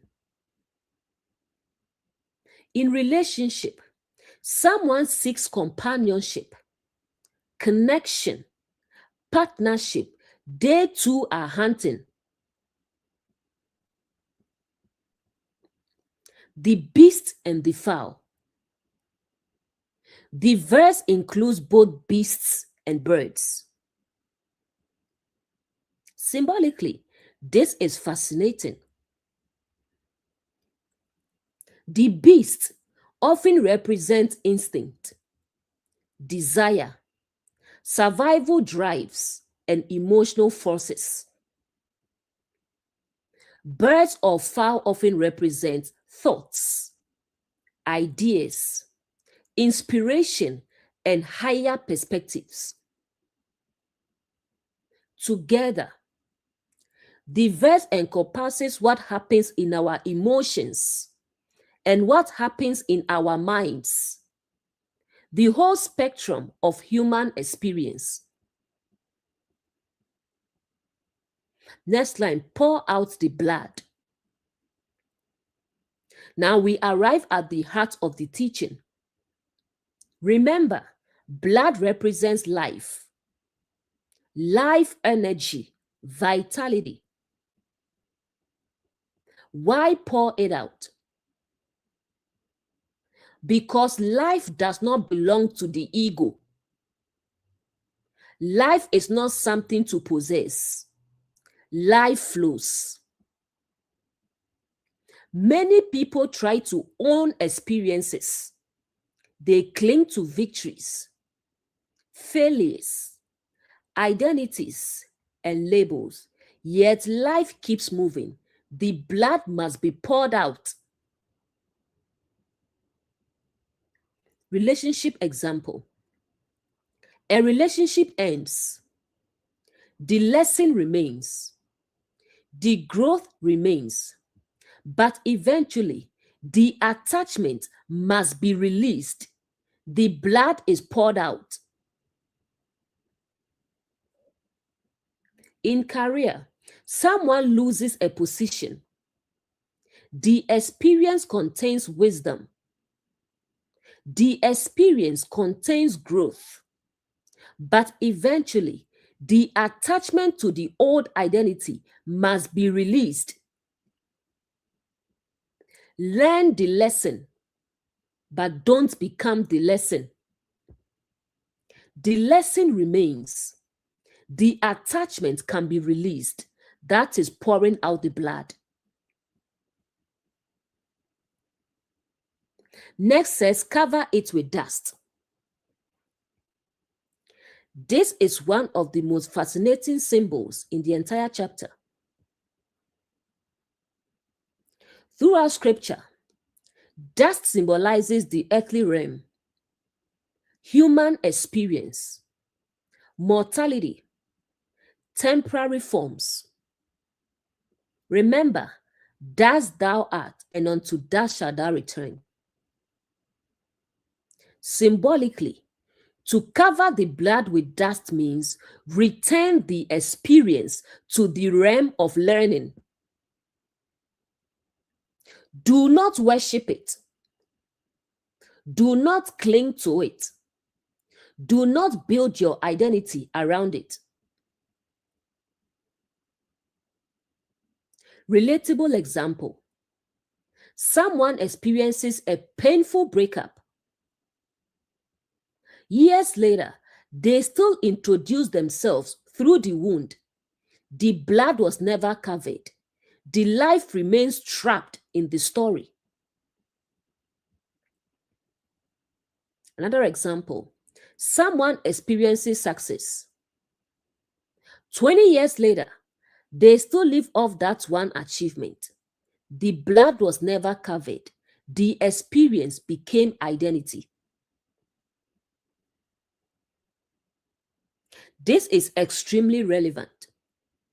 Many people become trapped by old victories, old failures, old wounds, old identities. The chapter teaches, honor the experience, learn from the experience, then release the experience. Relationship example. Someone forgives, not because the event didn't happen, but because life must continue flowing. The blood is poured out, the dust covers it. Why dust? Because dust reminds us everything in form is temporary. Everything in the outer world changes. Everything passes. Think about something that felt absolutely overwhelming 10 years ago. Today, it may barely occupy your thoughts. Time covered it with dust. The chapter invites us to participate consciously in that process. This mirrors Jesus beautifully. Jesus repeatedly taught, let the dead bury the dead. Do not lay up treasures that decay. Do not cling to temporary forms. The same principle appears here. Life flows, attachment in prison. The hidden pattern. Notice the sequence. Hand, which is pursuit. Catch, which is experience. Blood, which is life energy. Pour out, which is release. Dust, return to the realm of learning and impermanence. This is a complete cycle of consciousness. The verse teaches, pursue life, experience life, learn from life, but do not imprison life. Allow it to flow. Allow it to teach. Allow it to move on. The healthiest people often know how to say, that chapter taught me a lot. But it is no longer who I am. The blood has been poured out. The dust has covered it. The deeper meaning. Symbolically, Leviticus 17 verse 13 teaches, every experience contains life, but life must be allowed to flow rather than become trapped in attachment. The hands represent pursuit. The beast and fowl represent the experiences of emotion and thought. The blood represents the life contained within those experiences. Pouring out the blood represents releasing attachment. Covering it with dust represents recognizing the temporary nature of all outer forms. Awakened consciousness learns to honor experiences without becoming imprisoned by them. Because life is meant to move through us, teach us, transform us, and continue flowing, not becoming a permanent monument to yesterday. Verse 14. For it is the life of all flesh. The blood of it is for the life thereof. Therefore I said unto the children of Israel, ye shall eat the blood of no manner of flesh, for the life of all flesh is the blood thereof. Whosoever eateth it shall be cut off. This verse is essentially the climax of the chapter. 3 times in just a few verses, the text repeats the same idea. The life is in the blood. Whenever scripture repeats something repeatedly, it's usually emphasizing the core lesson.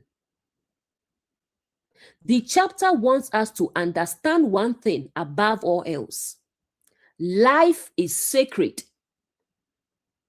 Not merely human life, not merely animal life, life itself.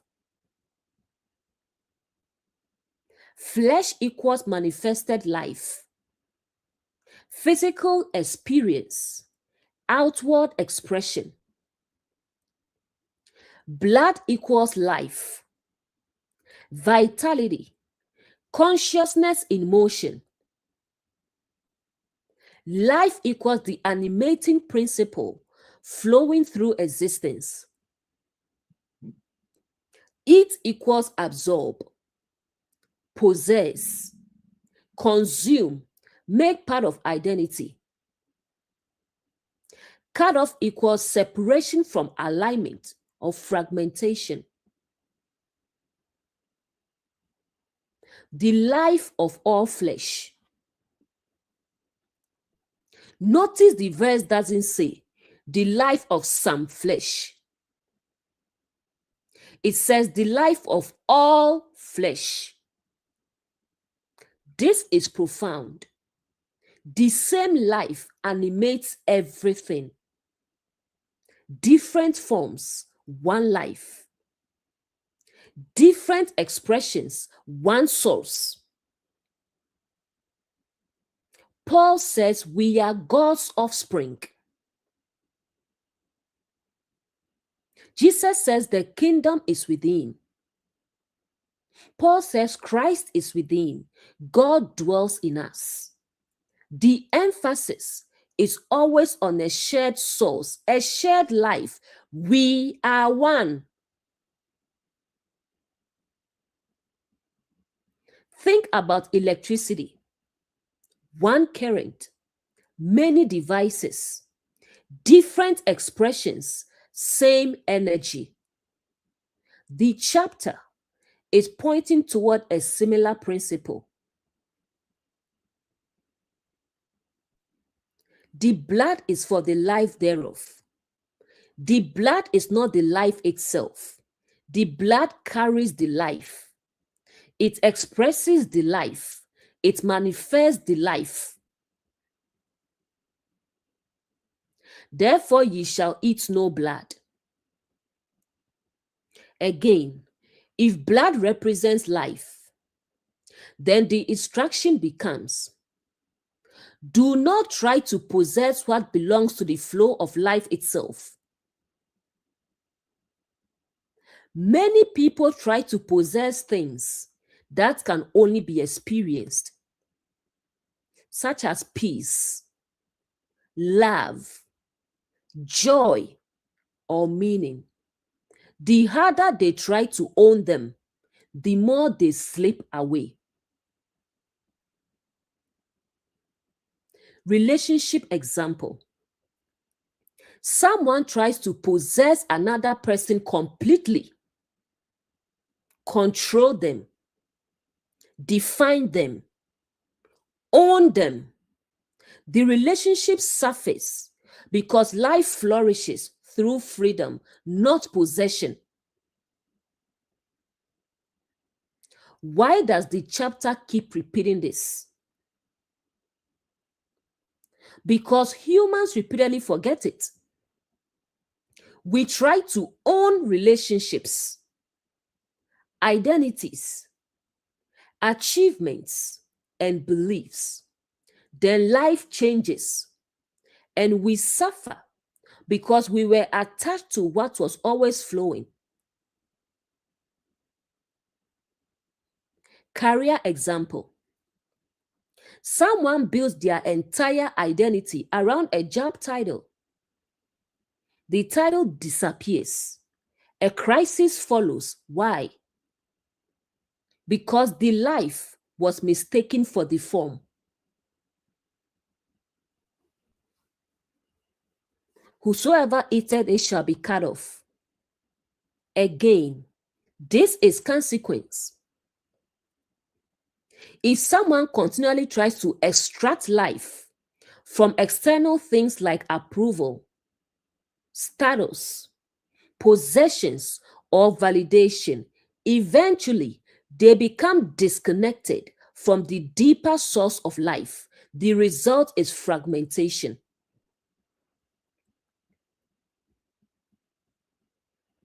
Relationship example. Someone expects another person to become their source of happiness. Eventually, disappointment appears. Not because love is bad, because no external form can permanently provide what consciousness is seeking from its source. This connects beautifully to the entire chapter. The chapter has barely taught bring sacrifices to awareness, honor life, release attachment, allow life to flow. Do not worship forms. Now it brings everything together. Life belongs to life.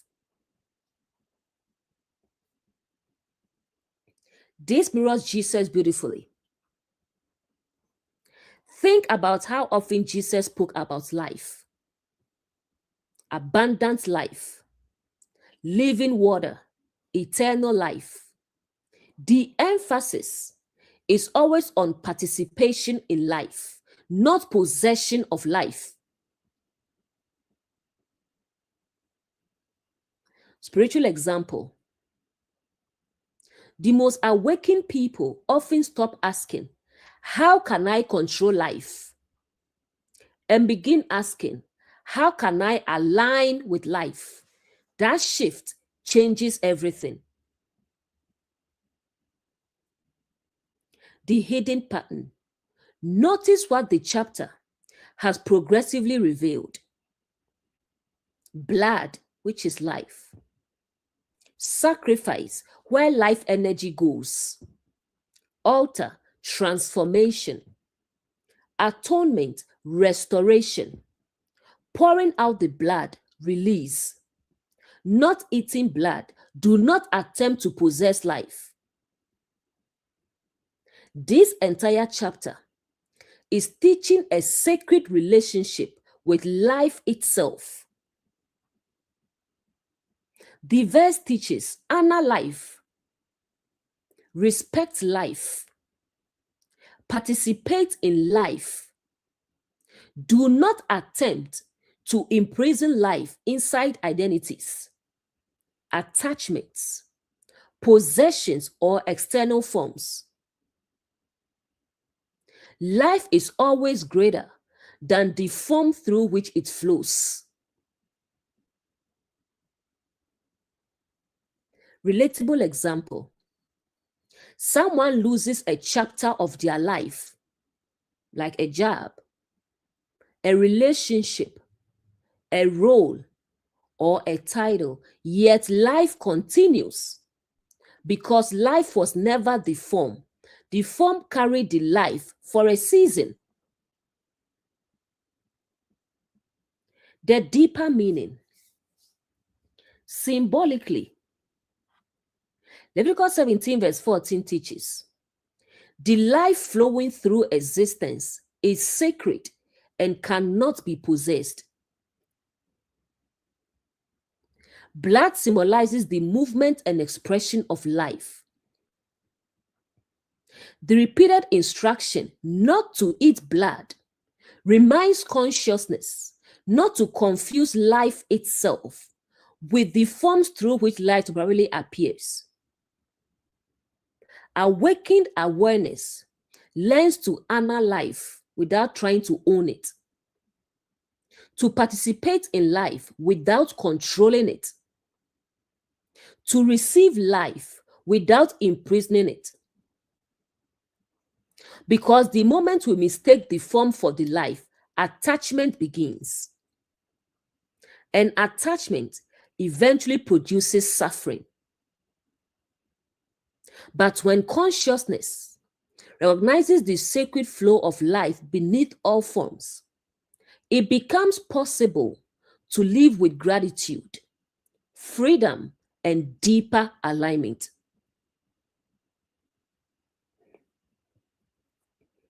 Verse 15. And every soul that eateth that which died of itself, or that which was torn with beasts, whether it be one of your own country or a stranger, he shall both wash his clothes and bathe himself in water and be unclean until the evening, then shall he be clean. This verse brings together many of the themes we've already encountered: life, awareness, cleansing, renewal, and transformation. And once again, the language is deeply symbolic. The question becomes, what happens when consciousness feeds on what no longer contains life? Let's look at the symbols. Soul equals conscious identity, the experiencing self. It equals internalize, absorb, make part of oneself. Died of itself equals something that has lost its life naturally. Expired beliefs, outdated identities, dead patterns. Torn with beasts equals something damaged by lower drives, fears, instincts, and unconscious forces. Clothes equals outward identity, how consciousness expresses itself.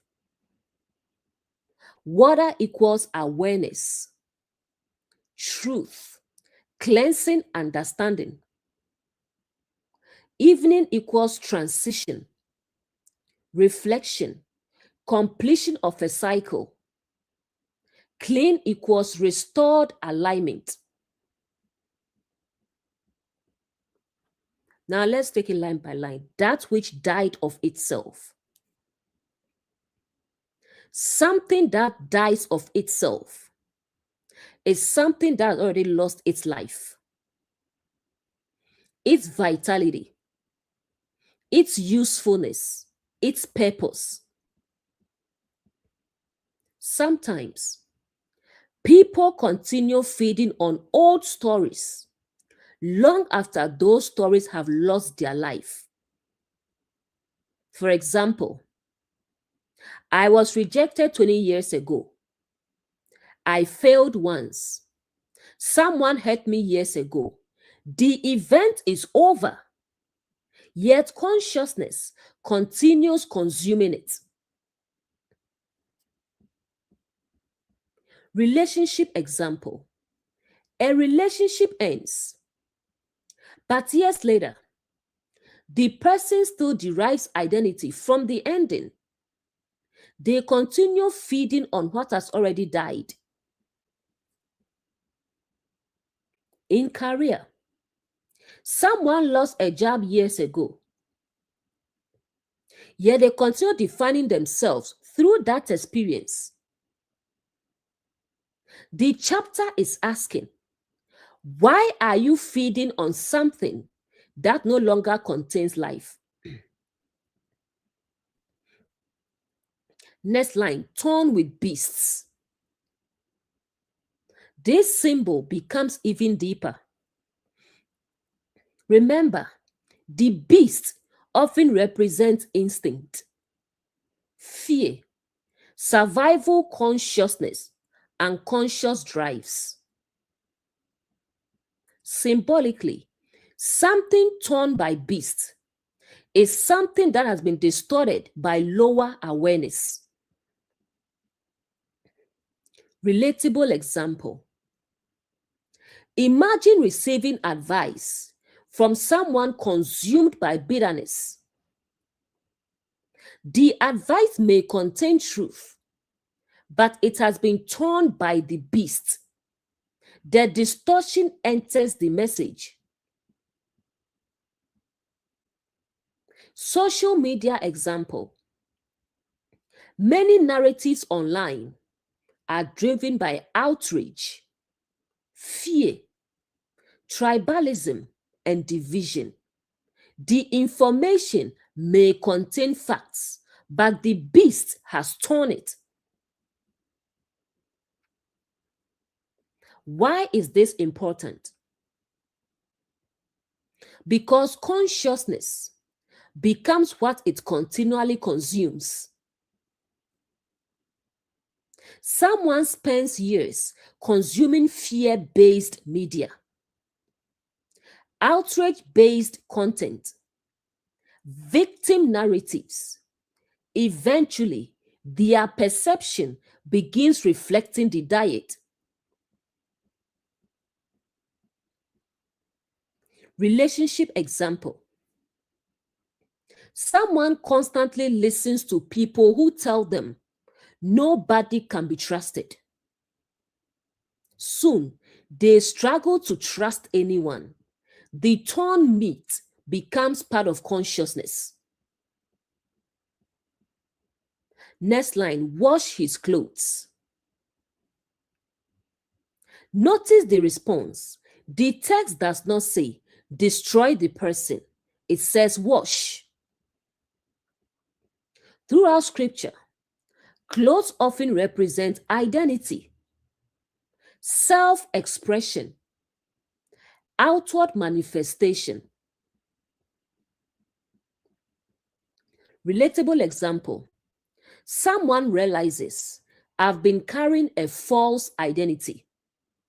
Awareness enters. The cleansing begins. The garments are washed. Just like Malachi 3, the fullest soap.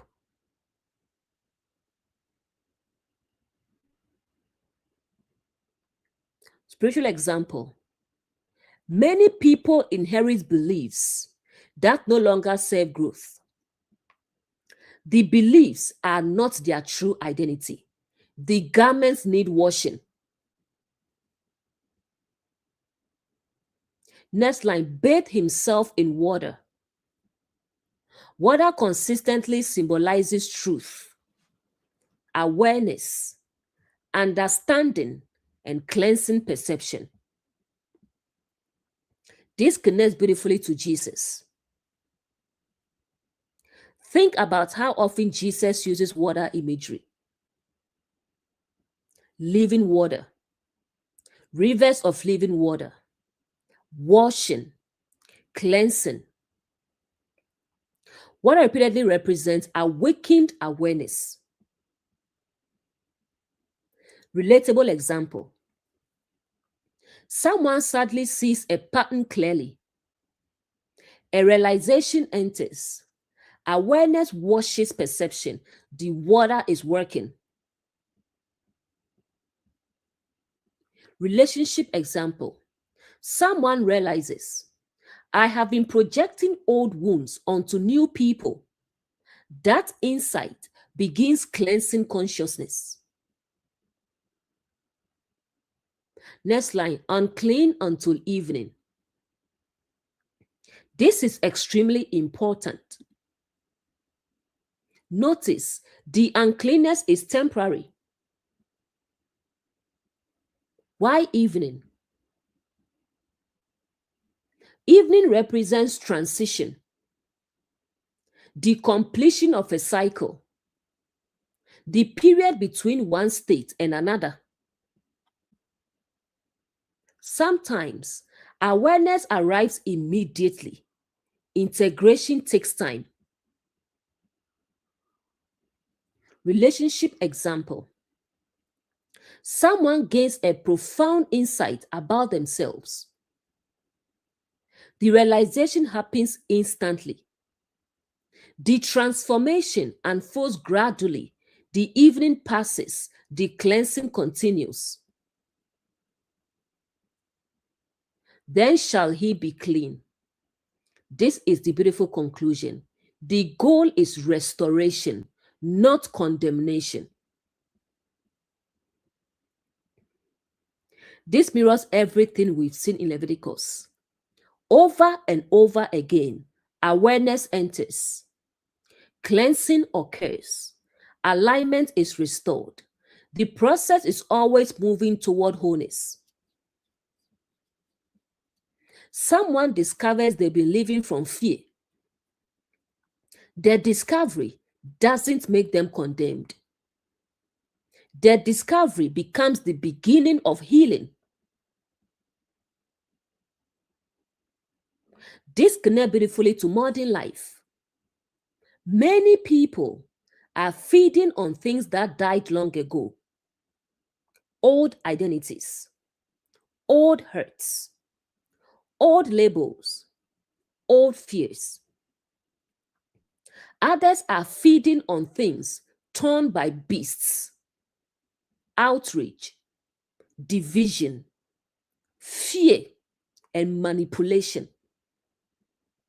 The chapter invites awareness to ask, is this still alive? Is this nourishing life? Or am I consuming something that's already lost its vitality? The hidden pattern. Notice the sequence. Dead thing, which is expired pattern. Torn thing, which is distorted pattern. Washing, awareness enters. Water, truth cleanses. Evening, integration occurs. Clean, alignment returns. This is the cycle of transformation.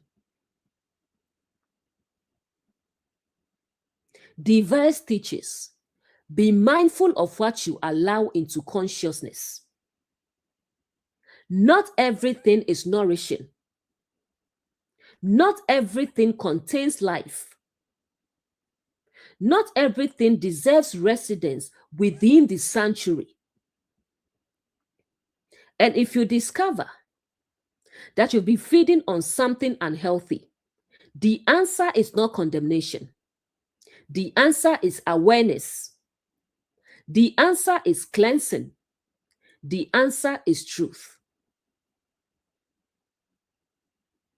One of the most powerful moments in awakening is realizing, I don't have to keep feeding on this story anymore. That realization begins the washing. The deeper meaning. Symbolically, verse 15 teaches, consciousness must learn to distinguish between what carries life and what merely carries memory, distortion, or fear. What died of itself represents expired identities and outdated patterns. What was torn by beasts represents experiences and narratives distorted by lower awareness. The washing represents conscious examination. The water represents truth. The evening represents the integration process, and cleanliness represents restored alignment. The chapter reminds us that awakening is not about never encountering distortion. It is about recognizing it, cleansing it through awareness, and allowing consciousness to return to life-giving truth. Verse 16, but if he wash them not, nor bathe his flesh, then he shall bear his iniquity.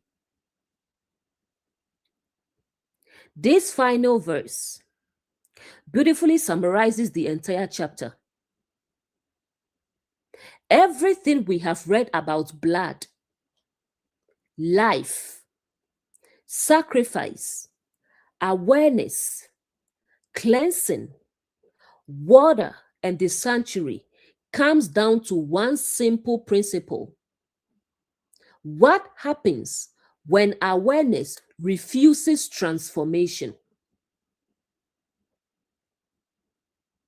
Wash equals examine, cleanse, bring into awareness. Bathe equals immerse in truth, allow deeper transformation. Flesh equals manifested identity, lived experience. Bear equals carry, continue experiencing. Iniquity equals misalignment, distortion, living from separation rather than truth. If he wash them not, notice what the verse does not say. It does not say God will punish him. It says he will bear it. That is a very different statement. Suppose someone refuses to address resentment, bitterness, fear, or insecurity. The resentment continues. The bitterness continues. The fear continues. They carry it. Relationship example. Someone is wounded. The wound is real, but they refuse healing, refuse reflection, refuse awareness. Years later, the same wound still governs their relationships. They bear it. Nor bathe his flesh. Washing speaks of awareness. Bathing speaks of immersion, going deeper, allowing the transformation to reach identity itself. Many people acknowledge a problem. Far fewer allow the problem to transform them. Career example. Someone knows I procrastinate. That is washing. But then they continue exactly the same way for 10 years. The bathing never occurs. The identity never changes. Spiritual example. Someone recognizes I am operating from fear, yet never examines the fear, never works through the fear, never allows awareness to transform the fear. The cleansing remains incomplete. Then he shall bear his iniquity. This phrase is often misunderstood. Iniquity is not merely wrongdoing. Symbolically, it is living out of alignment. Imagine driving a car with poor alignment. The vehicle still moves, but everything becomes harder. The tires wear unevenly. The steering drifts. The journey becomes exhausting. Spiritually, the same thing happens within consciousness. When awareness refuses correction, misalignment continues. The person bears it.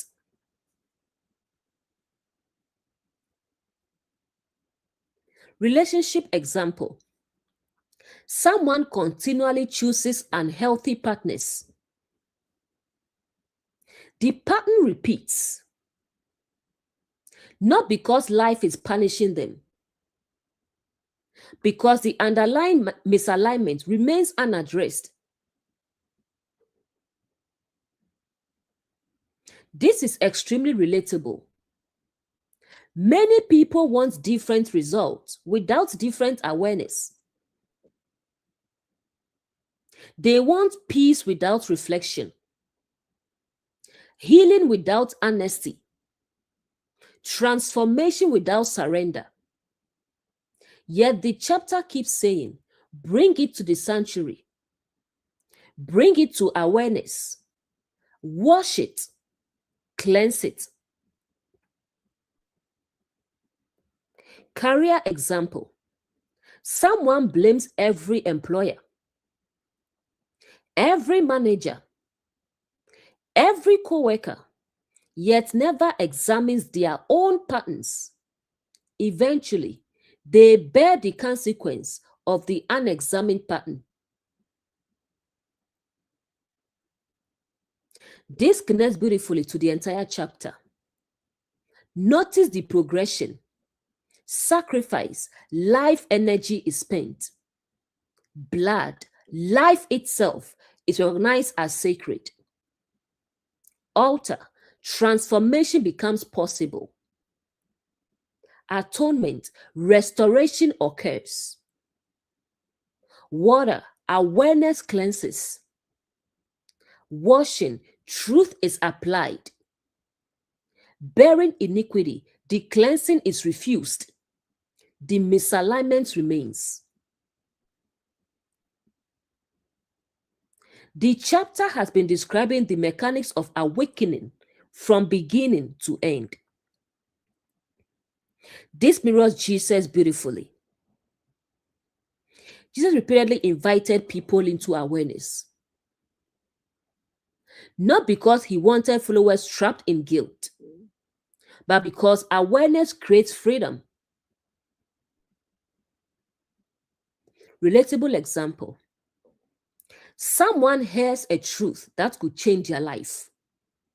They dismiss it, ignore it, resist it. Years later, the same problem remains. The truth was available. The cleansing was available. The person chose not to wash. The most important insight. Notice where responsibility ultimately lands.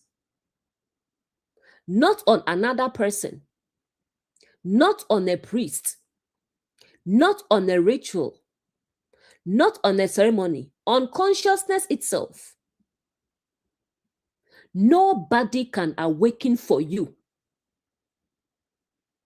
People can guide, teach, encourage, point, but eventually awareness must do its own work.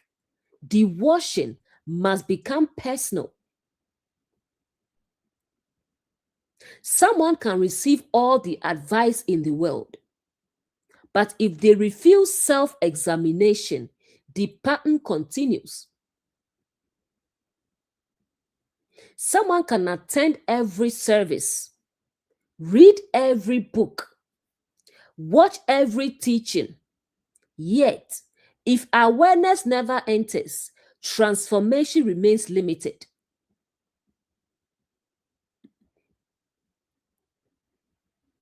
the hidden pattern of the entire chapter.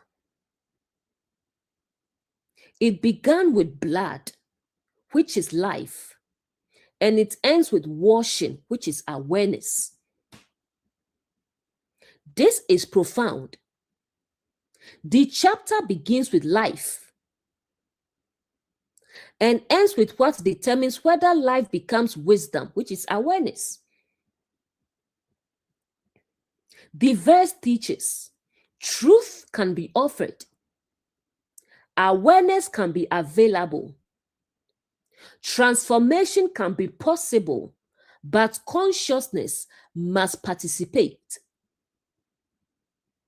Healing begins the moment someone says, I am willing to see clearly. Without that willingness, the cycle continues. The deeper meaning. Symbolically, verse 16 teaches, awareness must cooperate with transformation. Life continually presents opportunities for growth. Truth continually offers cleansing. The water is available. The sanctuary is available. The altar is available. But if consciousness refuses awareness, the distortions remain active. The iniquity is born, not as punishment, but as consequence. Because what is not examined continues operating. What is not healed continues influencing. What is not washed continues shaping perception. Leviticus 17 ultimately becomes a profound teaching about the sacredness of life, the necessity of awareness, and the transformative power of bringing every experience into the sanctuary of truth. Leviticus 17 is not primarily a chapter about dietary laws or animal sacrifices. It is a chapter about life itself. It reveals blood as the symbol of life, sacrifice as the direction of life energy, the altar as transformation, atonement as restoration, water as awareness, cleansing as self-examination, and iniquity as misalignment. The chapter repeatedly asks, what are you doing with the life entrusted to you? Are you spending it unconsciously or bringing it before the sanctuary? Are you feeding on dead stories or living truth? Are you clinging to life or participating in life? The ultimate lesson of Leviticus 17 is that life becomes transformative when it is brought into awareness. Because what reaches the altar can be transformed. What reaches the water can be cleansed. What reaches awareness can be healed. And what is healed can return to alignment with the source. The chapter is complete. Thanks for being here, and I will see you in the next teaching. Have a good night.